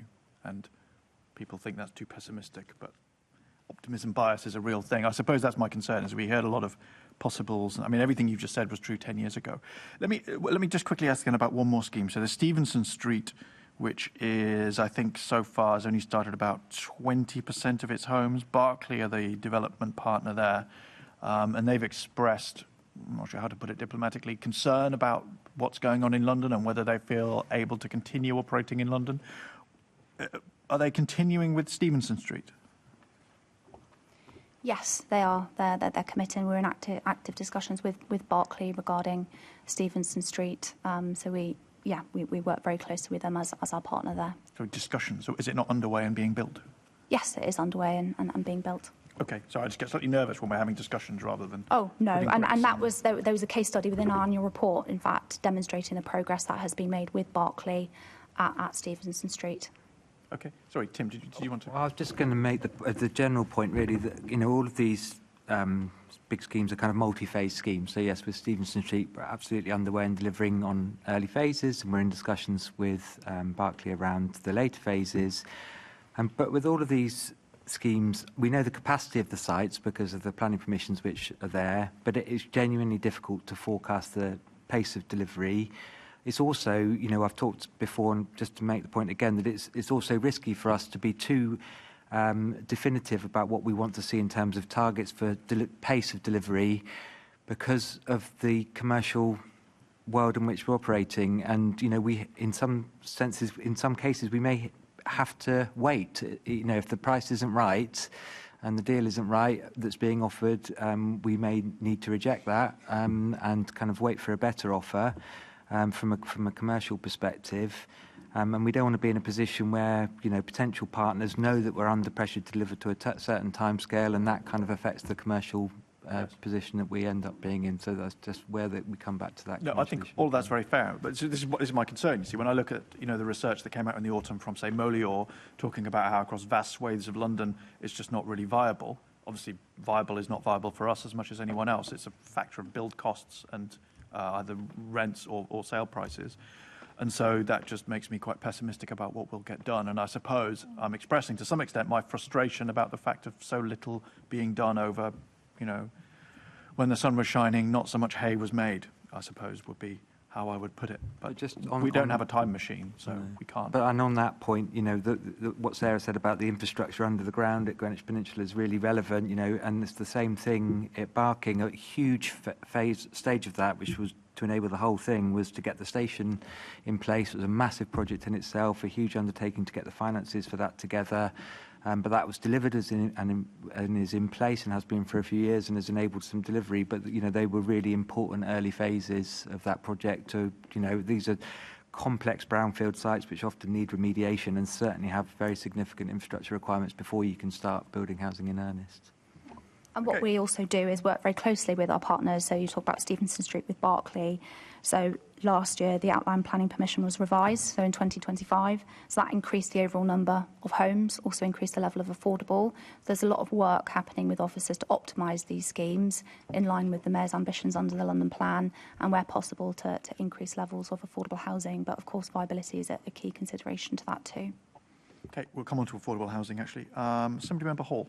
I'll just be very brief. When we were talking about the peninsula, I heard 1.5 years as well. And I think there's lots of words, and we do understand the problems with building. We do, because we hear it all the time. But it is when we actually ask for numbers that suddenly all the talk stops, and then we get a confused picture. And bearing in mind, it is so very, very difficult to have any oversight of anything that goes on here. When we then get a disparity in numbers, when, you know, on the peninsula, you did say 1.5, one every other year, then it was one every year. What is it? I mean, there's so little information that we've got that we can go on. And when the figures aren't given to us in the right way, it makes us very nervous about what's going on, because at the end of the day, it's a hell of a lot of money riding on all of this, and the years go by and we don't get the homes that Londoners need. I'll leave it at that, Chair. I know we're busy. Thanks. Assemblymember Bahari. I'm going to talk about the Silvertown investment. So, David, amazing amount of money, £100 million investment.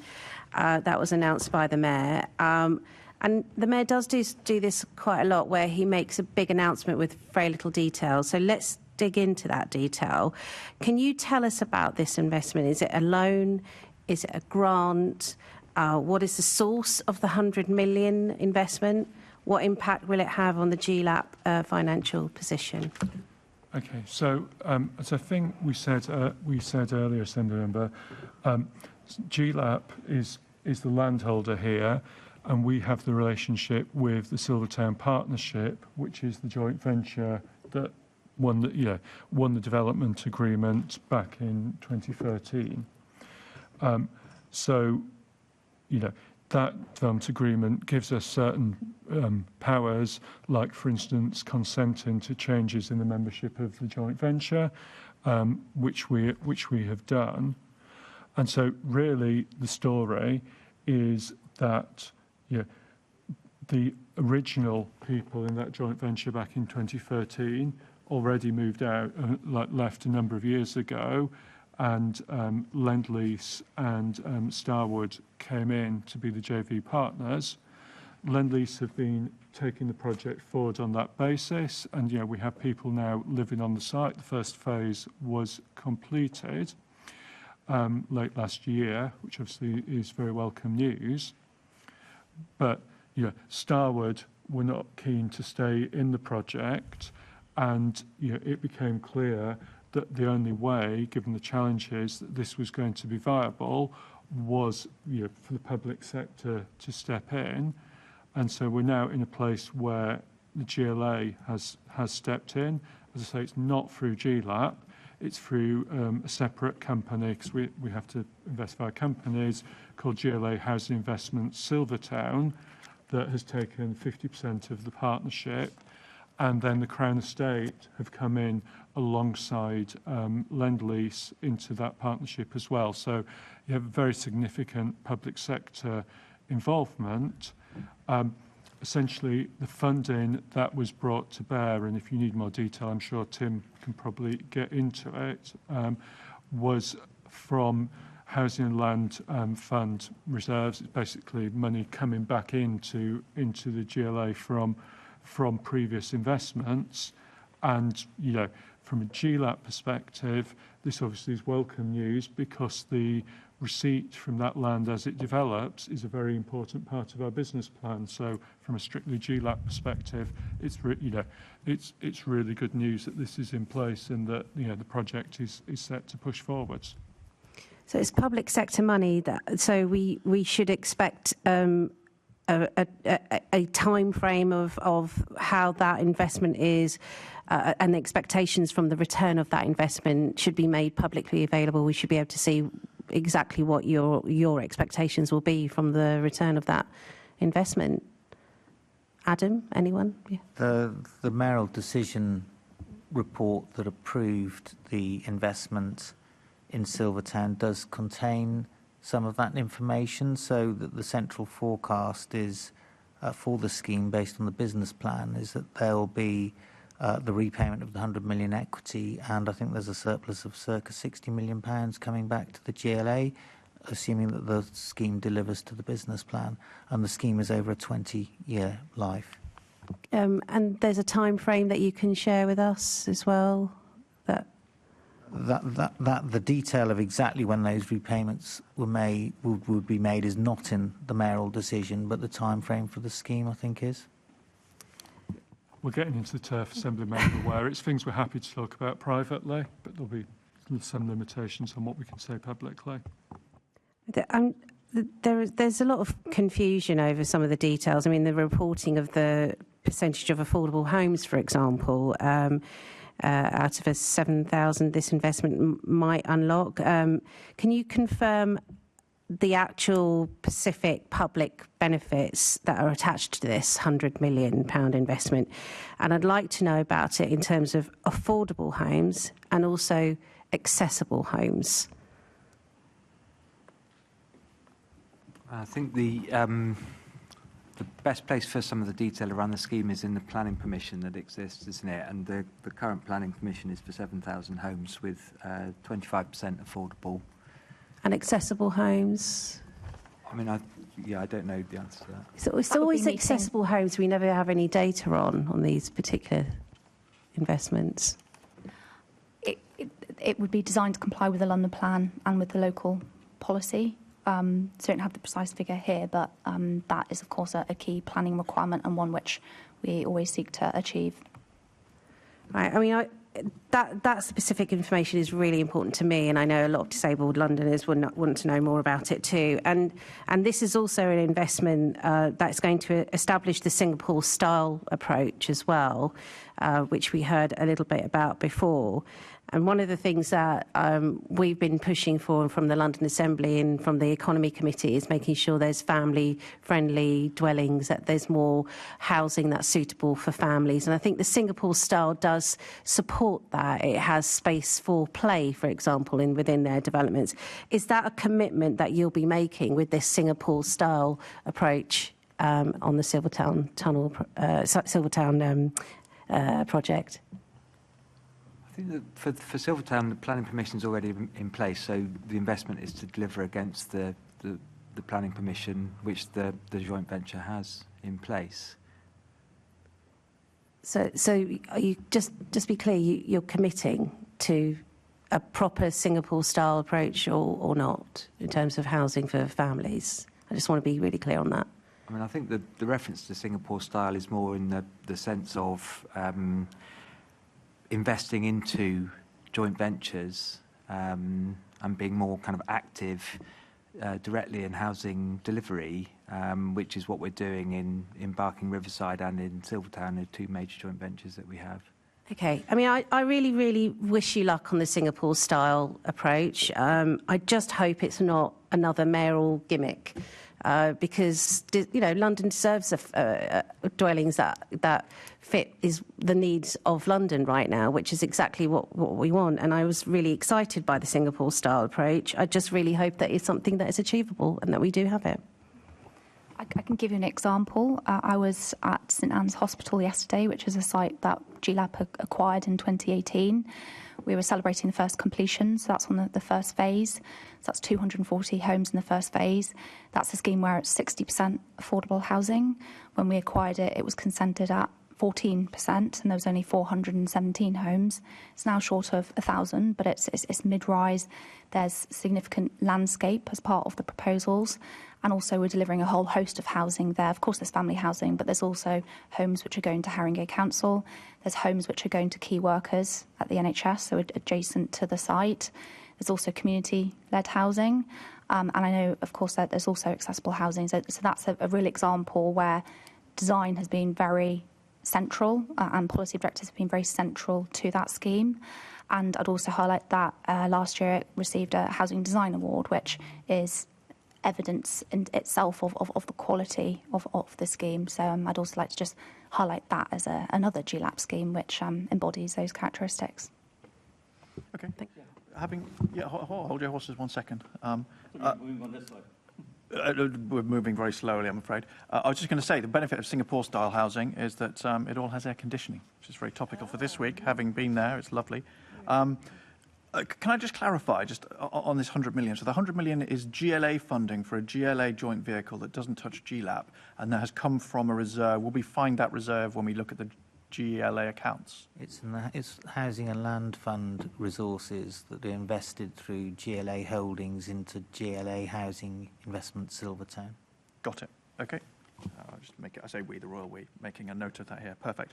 We'll have a short comfort break after the next question, but next but one question. Apologies. Assemblymember Desai, you wanted to come in quickly on this before we move on to Assemblymember Cooper. Sorry, can I just ask the panel?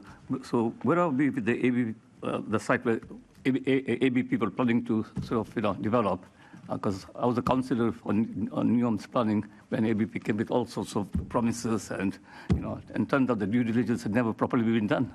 So that's Royal Albert Dock. Yeah. I mean, again, Sarah can say more, but we are out on a procurement process to find a new development partner following the departure of ABP. Yeah, which was I think they departed. What was it, about 5 years ago? It was not quite that long ago, but yes, close.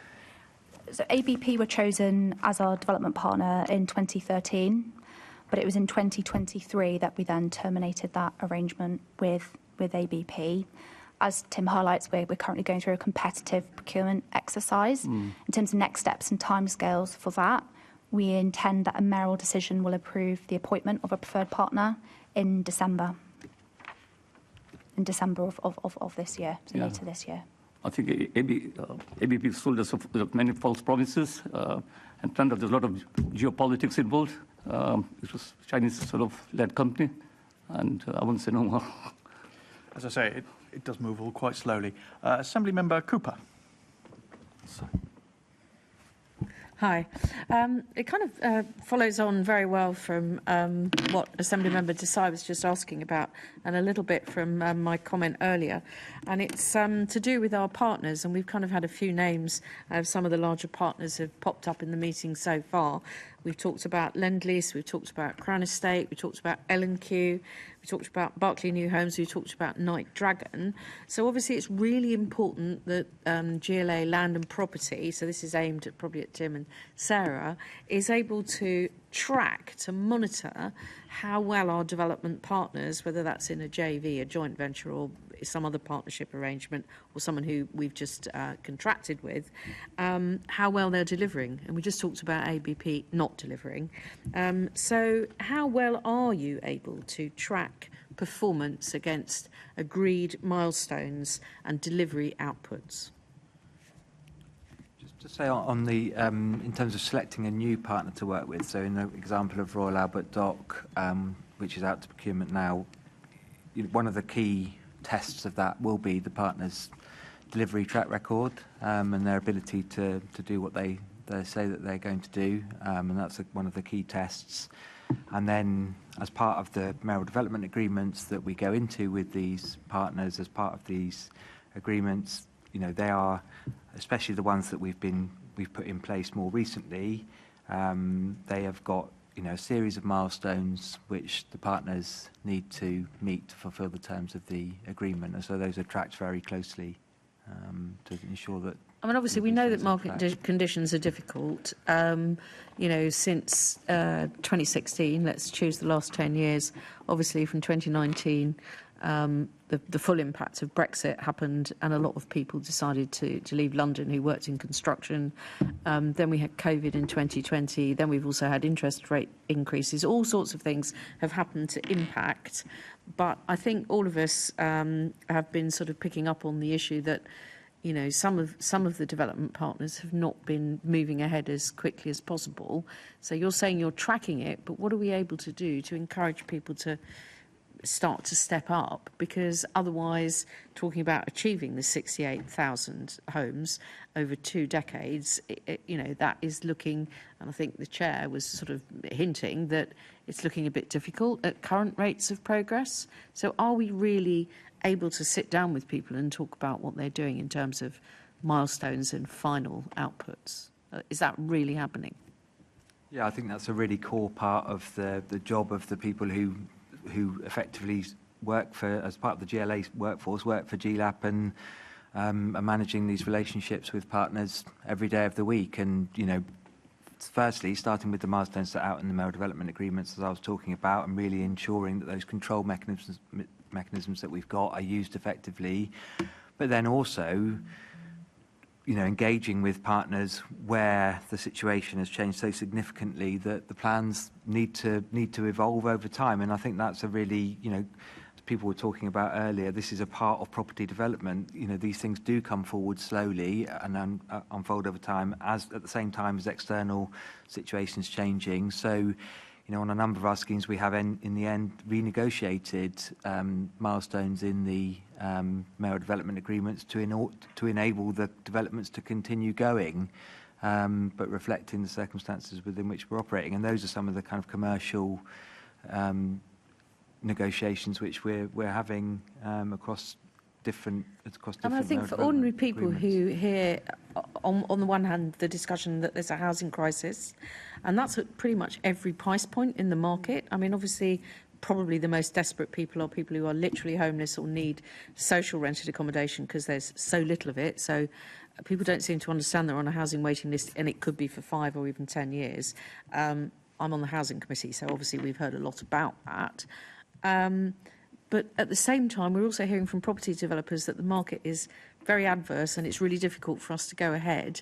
And I was talking to somebody the week before last who was saying, yes, we finished these one-bedroom flats, which is what we thought the market wanted when we started this development.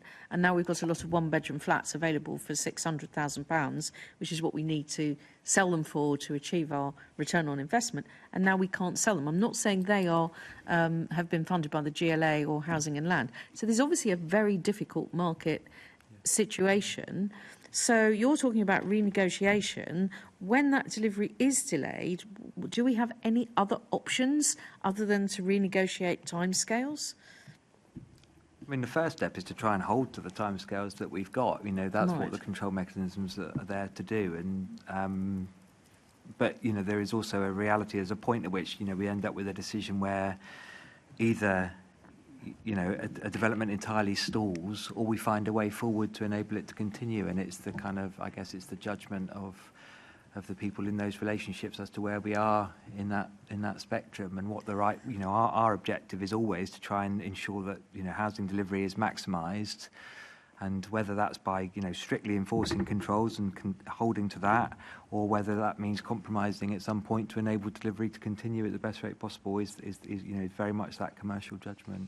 So is setting up the City Hall developer part of a sort of change of approach to try and get things moving, to sort of crack some of these stalled projects or projects that are just being developed out incredibly slowly? I'm aware of one in Enfield, also on the Environment Committee, talking about heat networks, and the people from the heat network team were saying, well, we'd expected there to be 6,000 properties developed in this scheme in Enfield by now, but actually only 2,000 have been developed.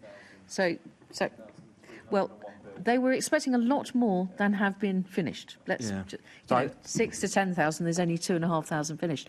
Will the new City Hall developer have an impact on? Is this a change of approach that might unlock some of this stalled work? So I think I slightly confused the situation earlier when I was answering a similar question around Sealtown. So, just being really clear, and David's already said this, there's GLAP's role as a landowner, and looking at, sites which and developments which are on GLAP land and using the mayoral development agreements which I was talking about.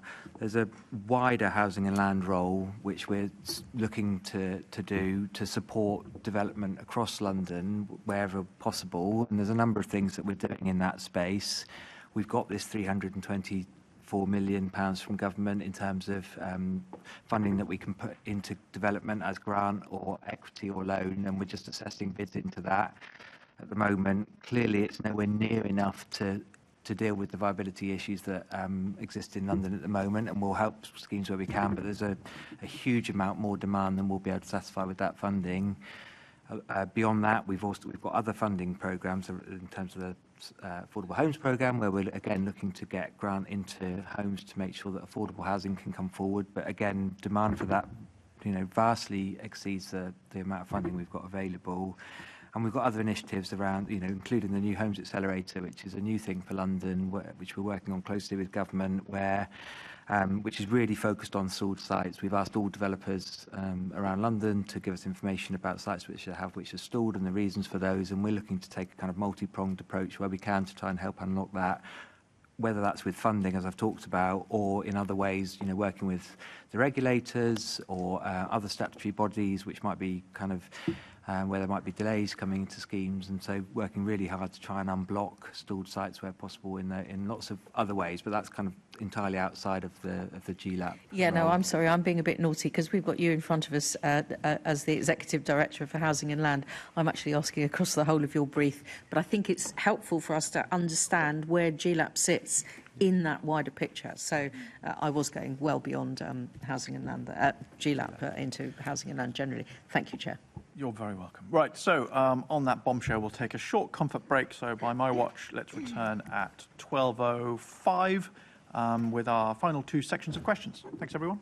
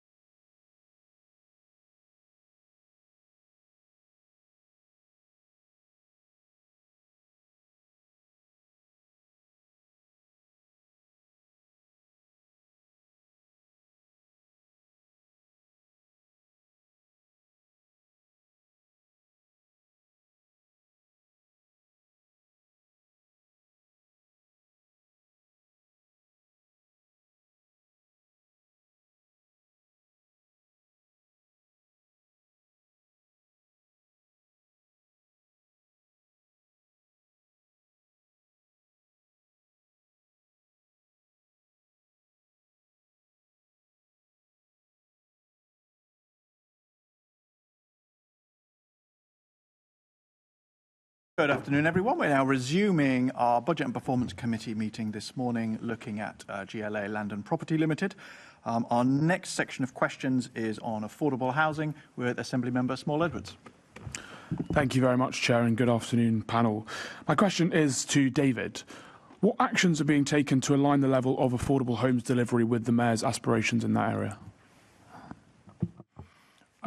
Or Assembly Member, colleagues might want to comment in more detail, but it's something that our goal is on a site-by-site basis to get as much affordable housing as we can.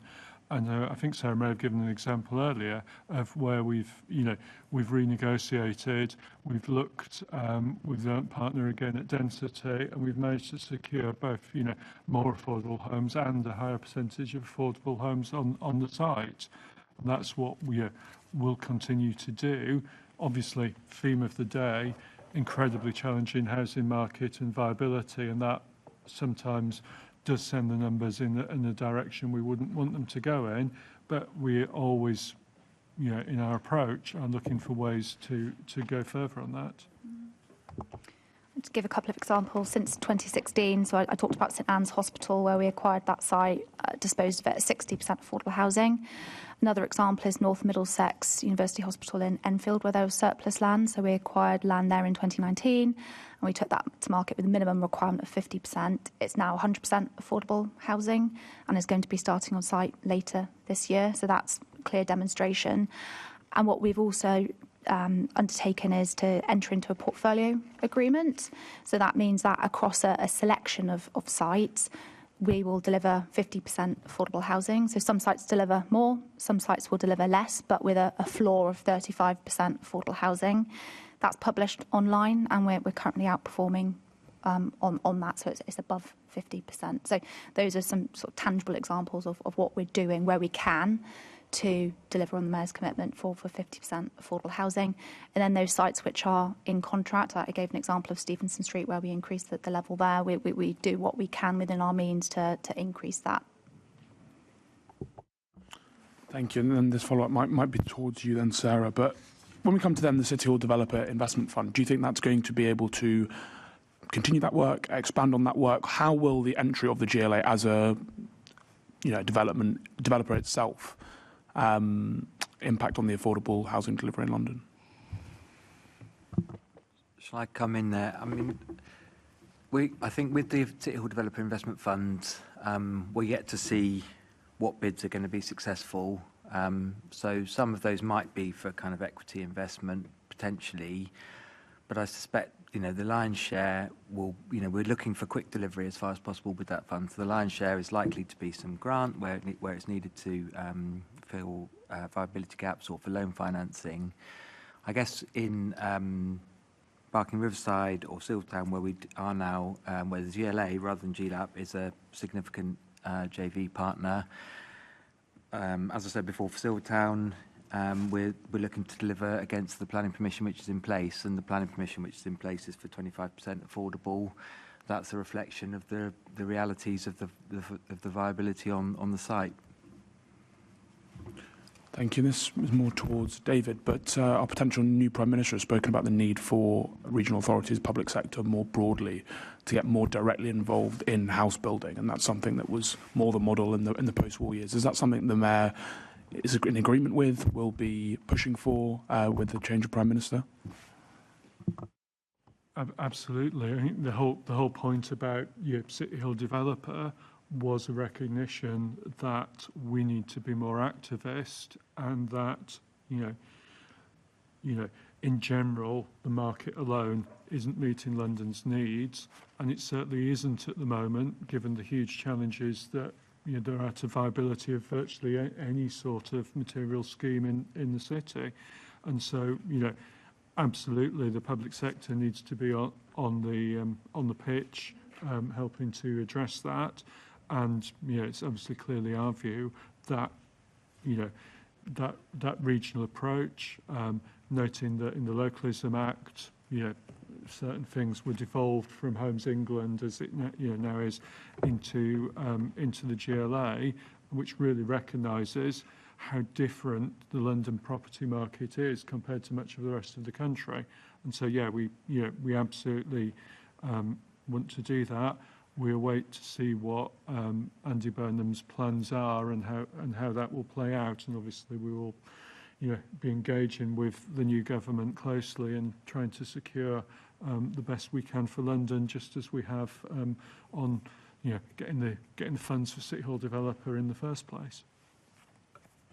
Thank you. We've often heard in the Assembly, whether it be on Planning Committee, on Housing Committee, about the perfect storm that housing development has faced the last 4 or 5 years now. What difference would it make, the GLA being a development partner or a developer itself versus a private sector development, when the GLA face a lot of the same issues that everyone else is facing? I think it's a question of what we bring, and colleagues might have thoughts, but I would certainly pick out, it's, our ability as, to vote things from a public sector finance perspective is different. Different private sector partners will obviously have their own commercial pressures, and we're in a different environment and can, the finances have got to add up, but we can sometimes take wider social goals into account in what we do. So I think that's a very important part of it.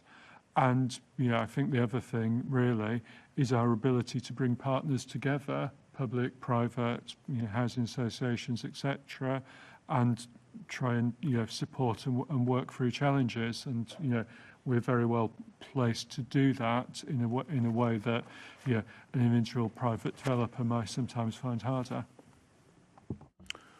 Thank you. And obviously we saw the London County Council in the first few decades of the 20th century building a huge number of homes, but a lot of that building and then the building post-war via development corporations was done on the basis that you could borrow against the future revenues that you'd be receiving from the properties that you'd built.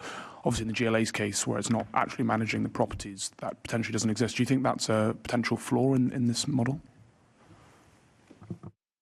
So we can borrow wherever we can, the CFO is comfortable that we can prudently repay those borrowings. Yeah. So clearly, as an example, the then CFO took a decision back in 2012 that, we were okay to take on this land and the associated borrowings because prudently, we would get the assets and we would be able to fund the borrowing from that. And that same test applies to anything in future. And, there is nothing that prohibits us from saying, well, okay, we're going to borrow money, but we, for capital purposes, but you have to have that high degree of confidence that you're going to be able to repay it, because otherwise your wider service delivery is put at risk because your number one priority is to meet your borrowings. And so it's got to be something that's considered very carefully. And, in a lot of cases, that's why it makes sense. So at Barking Riverside, we've got a partnership with L&Q, who obviously are, very significant housing association, and looking after tenants and sites, once built is what they do. And so, got to be open-minded, but we can only, proceed on borrowing where we have that high degree of confidence. Thank you. I think what I'm potentially getting at is that maybe it would be easier to borrow if we were managing them more directly. And obviously housing associations, as you know, have faced so many pressures in the last few years regarding remediation works. So whether it could be more effective if the GLA could act more independently is what I'm getting at. Yeah, I mean, it's from a point of view of borrowing, it's all about your confidence in your ability to pay it back. And, whether the actual day-to-day management was done by a social registered provider, a for-profit registered provider, something that the GLA set up, probably doesn't really impact that. It's ultimately, a business case around, can we do that? And what often we find at borrowing is to say, well, look, it's pretty likely we're going to get that back, but we need to cater for the circumstance where we don't. Yeah? And under accountancy rules, that means making a revenue provision, yeah, and would mean tying up a significant amount of public funds in reserve in case things go wrong. And that's the challenge about this is for absolutely right reasons, the requirement to be prudent means that, you know, we have to put revenue funds away, and they've got to come from somewhere, and that's, you know, one of the challenges. Thank you very much. Thank you, Chair. Thanks. Actually, just reflecting on what you were saying there, not to hark back to the loan, but about the prudential borrowing. Would I be right then in thinking that the interest that would have, obviously the GLA has borrowed that money, I think, from the PWLB for this is the £300 million 2012-13 loan, I mean now. Obviously, they had an assumption about what the interest would be based on a schedule that started in 2018. The effectively the unpaid interest, is that just compounding at GLAP and ultimately will still be paid?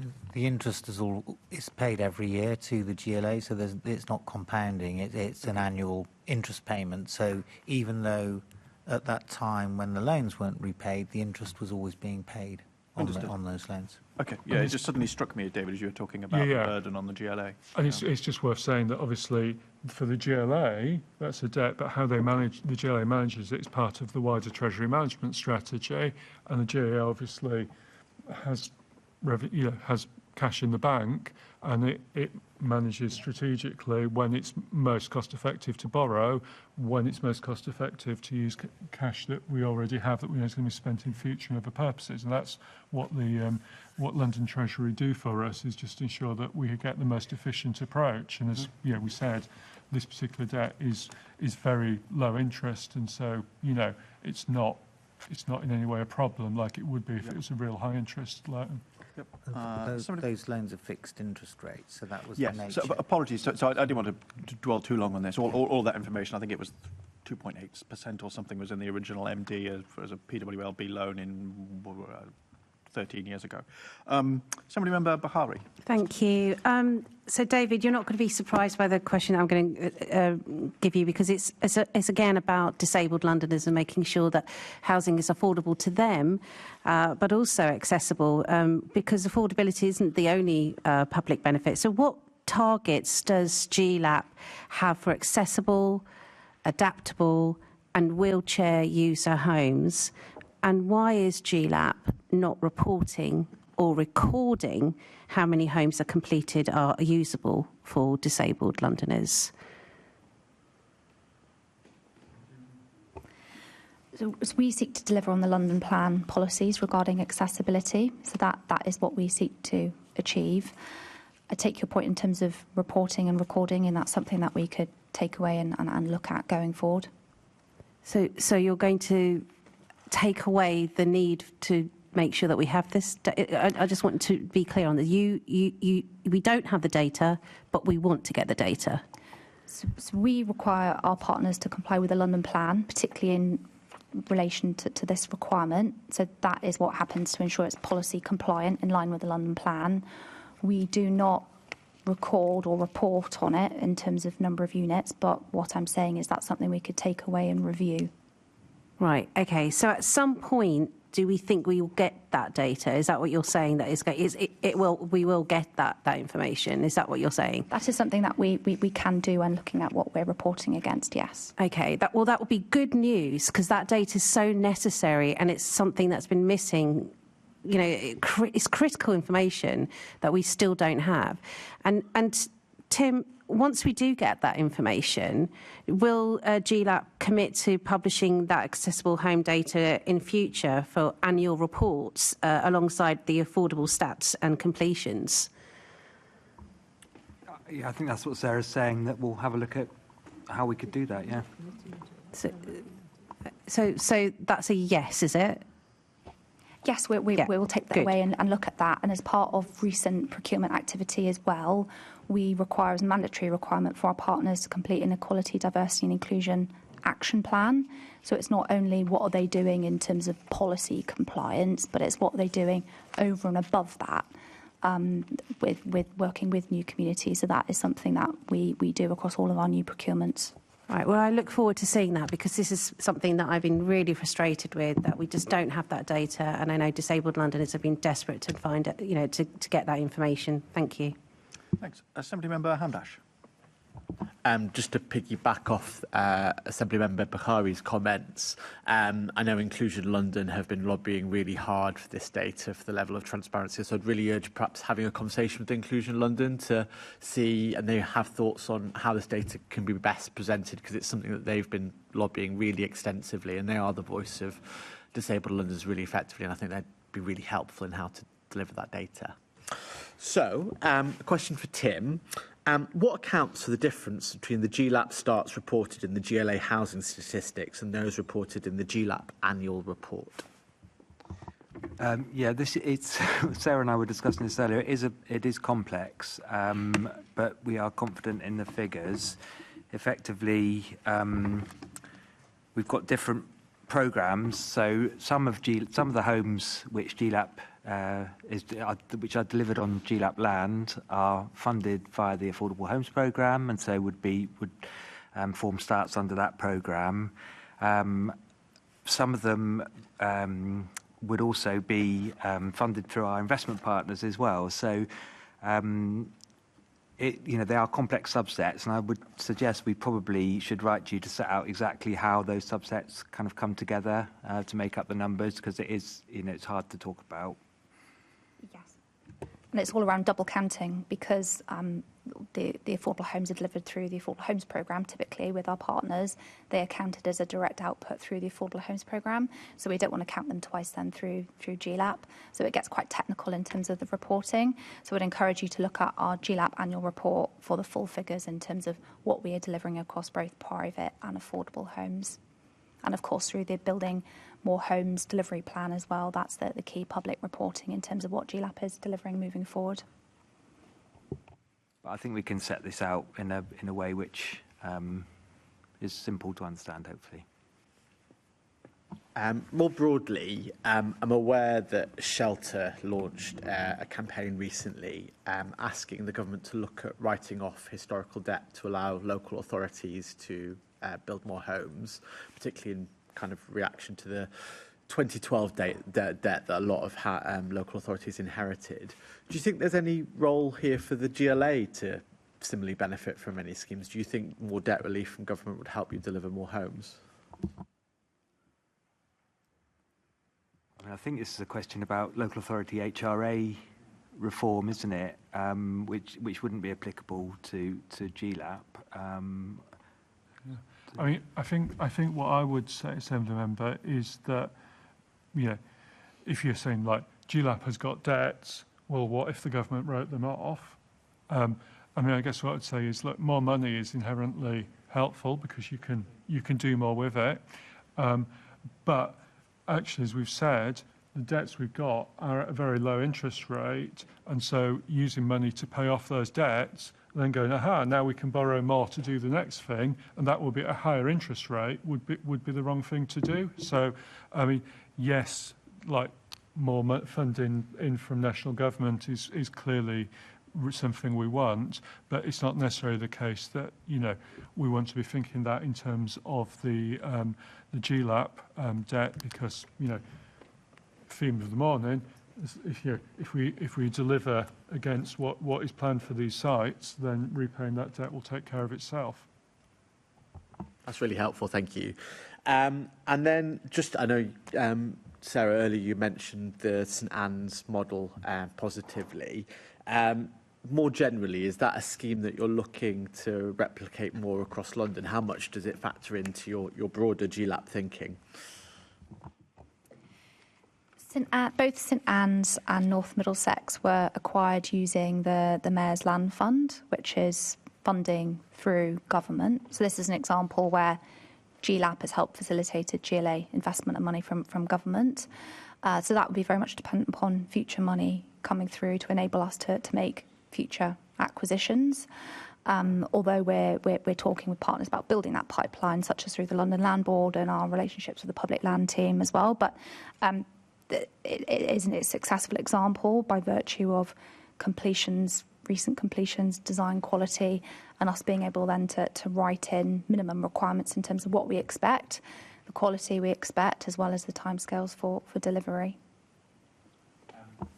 do welcome this approach of public land providing public benefit, and it does strike me that the NHS are one of the bodies that are a bit more publicly minded in this respect, and so it is positive. And I've noted that aspiration of the London board. One thing I would observe, though, that it feels like there's a trend for a lot of parts of government to try to dispose land for the maximum profit possible. Now, I think of Islington. You have 26 flats behind Pentonville Prison. For years, Islington Council has been lobbying the Ministry of Justice to provide that to Islington Council so that it can provide social housing.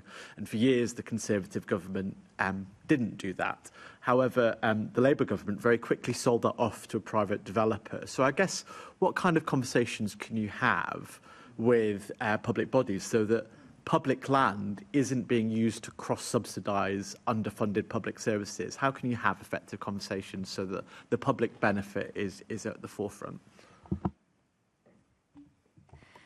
I think that's more of a wider GLA point rather than a GLAP, but I can bring some reflections in. What we have recently published is called the London Development Toolkit, and that draws on GLAP's own experience through delivery as well as across the GLA group more broadly. It's very much targeted to public landowners who are looking at disposing of sites and sets out the various options and different levels of risk profile, but really what that's trying to demonstrate, and through the use of case studies through GLAP schemes, is how you can secure broader benefits as well as securing a receipt. So to go through one of those routes to dispose of sites as opposed to disposing them with no control or with no conditions in the open market. So that's very much the approach we take on both our residential and our non-residential sites to ensure that we are extracting those benefits for Londoners. So it's through that guidance that we've sought to then share that knowledge and share that expertise. So that's been drawn upon with officers across the GLA group, but also with professional advisors and with the Mayor's design advocates as well, because we recognise that quality is important as well as the commercial receipt. Thank you, Chair. Thanks. That's a very good point, actually, David, about the debt forgiveness, of the fact that it might actually just lead us to have to reborrow the same money at a higher interest rate. And so sometimes these very appealing sounding soundbite policies it turns out to be more complicated than that when you dig into it. Can I just quickly ask Tim, I appreciate that you said it's complicated, but so for example, if we look at the GLA housing stats, when it says 0 affordable starts in 24/5 and 25/6 for GLAP, but GLAP itself said that they had affordable starts, presumably that means that the GLAP affordable starts were not through the Affordable Homes Programme, but something else like Section 106 or something? Or Where it says 0 affordable starts for GLAP under the Quarterly Affordable Homes Programme, yes, that is because those starts are counted through the Affordable Homes Programme. So if we were to have them as GLAP starts, they'd be double counted. I've got you. I see. So the extra line on the spreadsheet doesn't record them under GLAP. They're already recorded under the headline AHP. Yes, that's Got it. right. Yeah, I see the problem that you're talking about now. And so then the number that's in the GLAP annual report of, I don't know, 133 or 200, that's the correct number, and that's already included in the AHP figure. Got it. Yes, I see the Yeah, the snap. but we can write to you to clarify because I appreciate it can be confusing. Yeah. Okay. I think that brings us to our, I don't see any other hands, so our final section, which is governance. Assembly Member Cooper. Thank you, Chair. We got into governance and oversight arrangements a bit earlier on. I'd like to dig into it a little bit further. And one of the areas is about the level of public reporting on delivery progress, delays, financial risks and changes to expected outputs, going back to my previous question. Do you feel, and I'm going to post this to Tim first and then maybe Sarah might want to come in, do you feel that GLAP is sufficiently transparent about all of those areas? Because obviously this is of huge public interest. Yeah. You know, it has been a focus for us over the last few years to really be absolutely as transparent as we can be. You know, we've wanted to increase transparency, and so we have taken steps, including the publication of the annual report, which, you know, wasn't in place before, to do exactly that. You know, is this balance between transparency and commercial sensitivity? But, you know, we continue to try and push towards more transparency wherever possible. And, you know, are open to continuing to think about what more we could publish. I mean, I guess the issue that, and you will have heard it reflected in a number of points that have been put to you this morning, is that whilst we recognise the need to be, commercial in confidence and not to sort of undermine markets or, set hairs running and all those sorts of things, and to be able to have, those private discussions where you're in these partially private arrangements, because there is so much public money involved, we feel very strongly, and obviously we are a committee of scrutineers, that we want maximum levels of transparency. Do you think there's anything else that you could be doing to add to that transparency? I'm going to give you a for example. We understand that the risk register includes a number of risks that are rated as more difficult, shall we say, but that risk register is not in public. Is that something that you would ever consider making public, or is it something that you might share with us on a more private basis? Because we have had those arrangements with other parts of the GLA family previously. I mean, I think at an overall level, we'd want to ensure that the annual report does cover the risks that GLAP is facing. And I think we are doing that in the annual report. I think it's those scheme level risks where things do become more sensitive, and the offer's been made that we have a private discussion around those individual schemes, and so we can talk through where those schemes are in the delivery and the risks that they face. I think that's something that most of us would really welcome. I know I would, and I'm going to pass back to the chair at this point. I'm sure he might want to nail that down with you. Thank you. Assemblymember Hall. Yeah, thank you. Can you tell me what are GLAP's actual operating costs? I appreciate it's not going to be the same as the OPDC or NLDC, but what are the costs?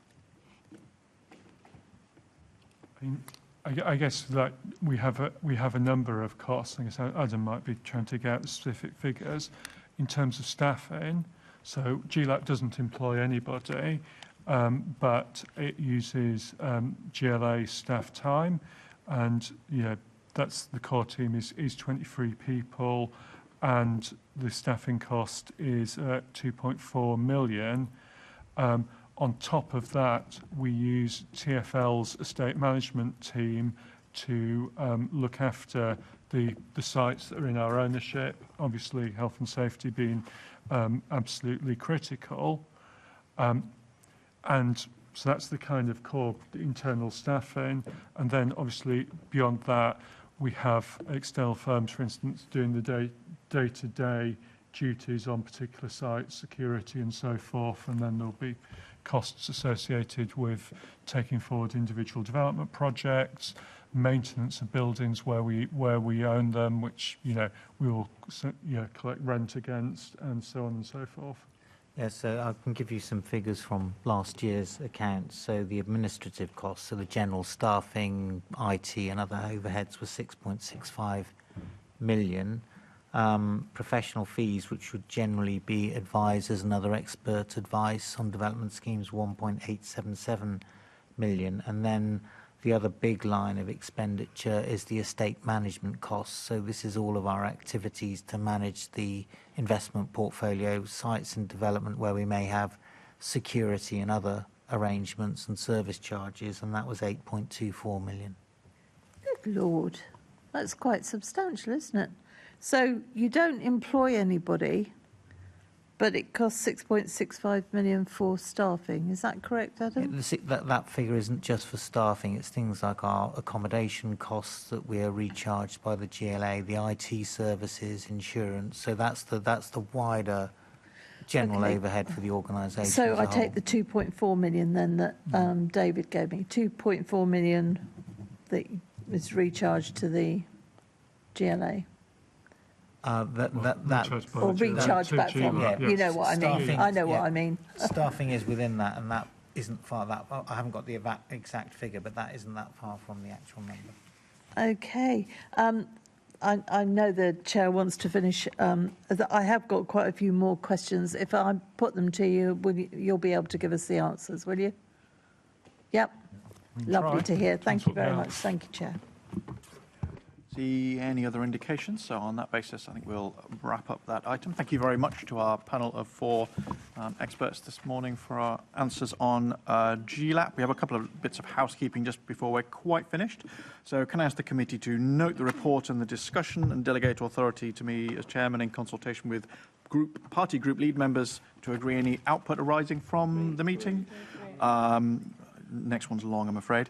Can I ask the committee to note the Mayor's decision lists for the period 13th of February to the 12th of March 2026 and the 29th of May 2026, previously made available as background papers to the relevant Mayor's reports to the Assembly, and decide whether to highlight any issues for detailed consideration? Noted.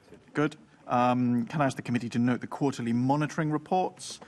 Can I ask the committee to note its work programme? The next meeting of the committee is scheduled for the 16th of September 2026, 10 a.m. here in the chamber in City Hall. I have no urgent business.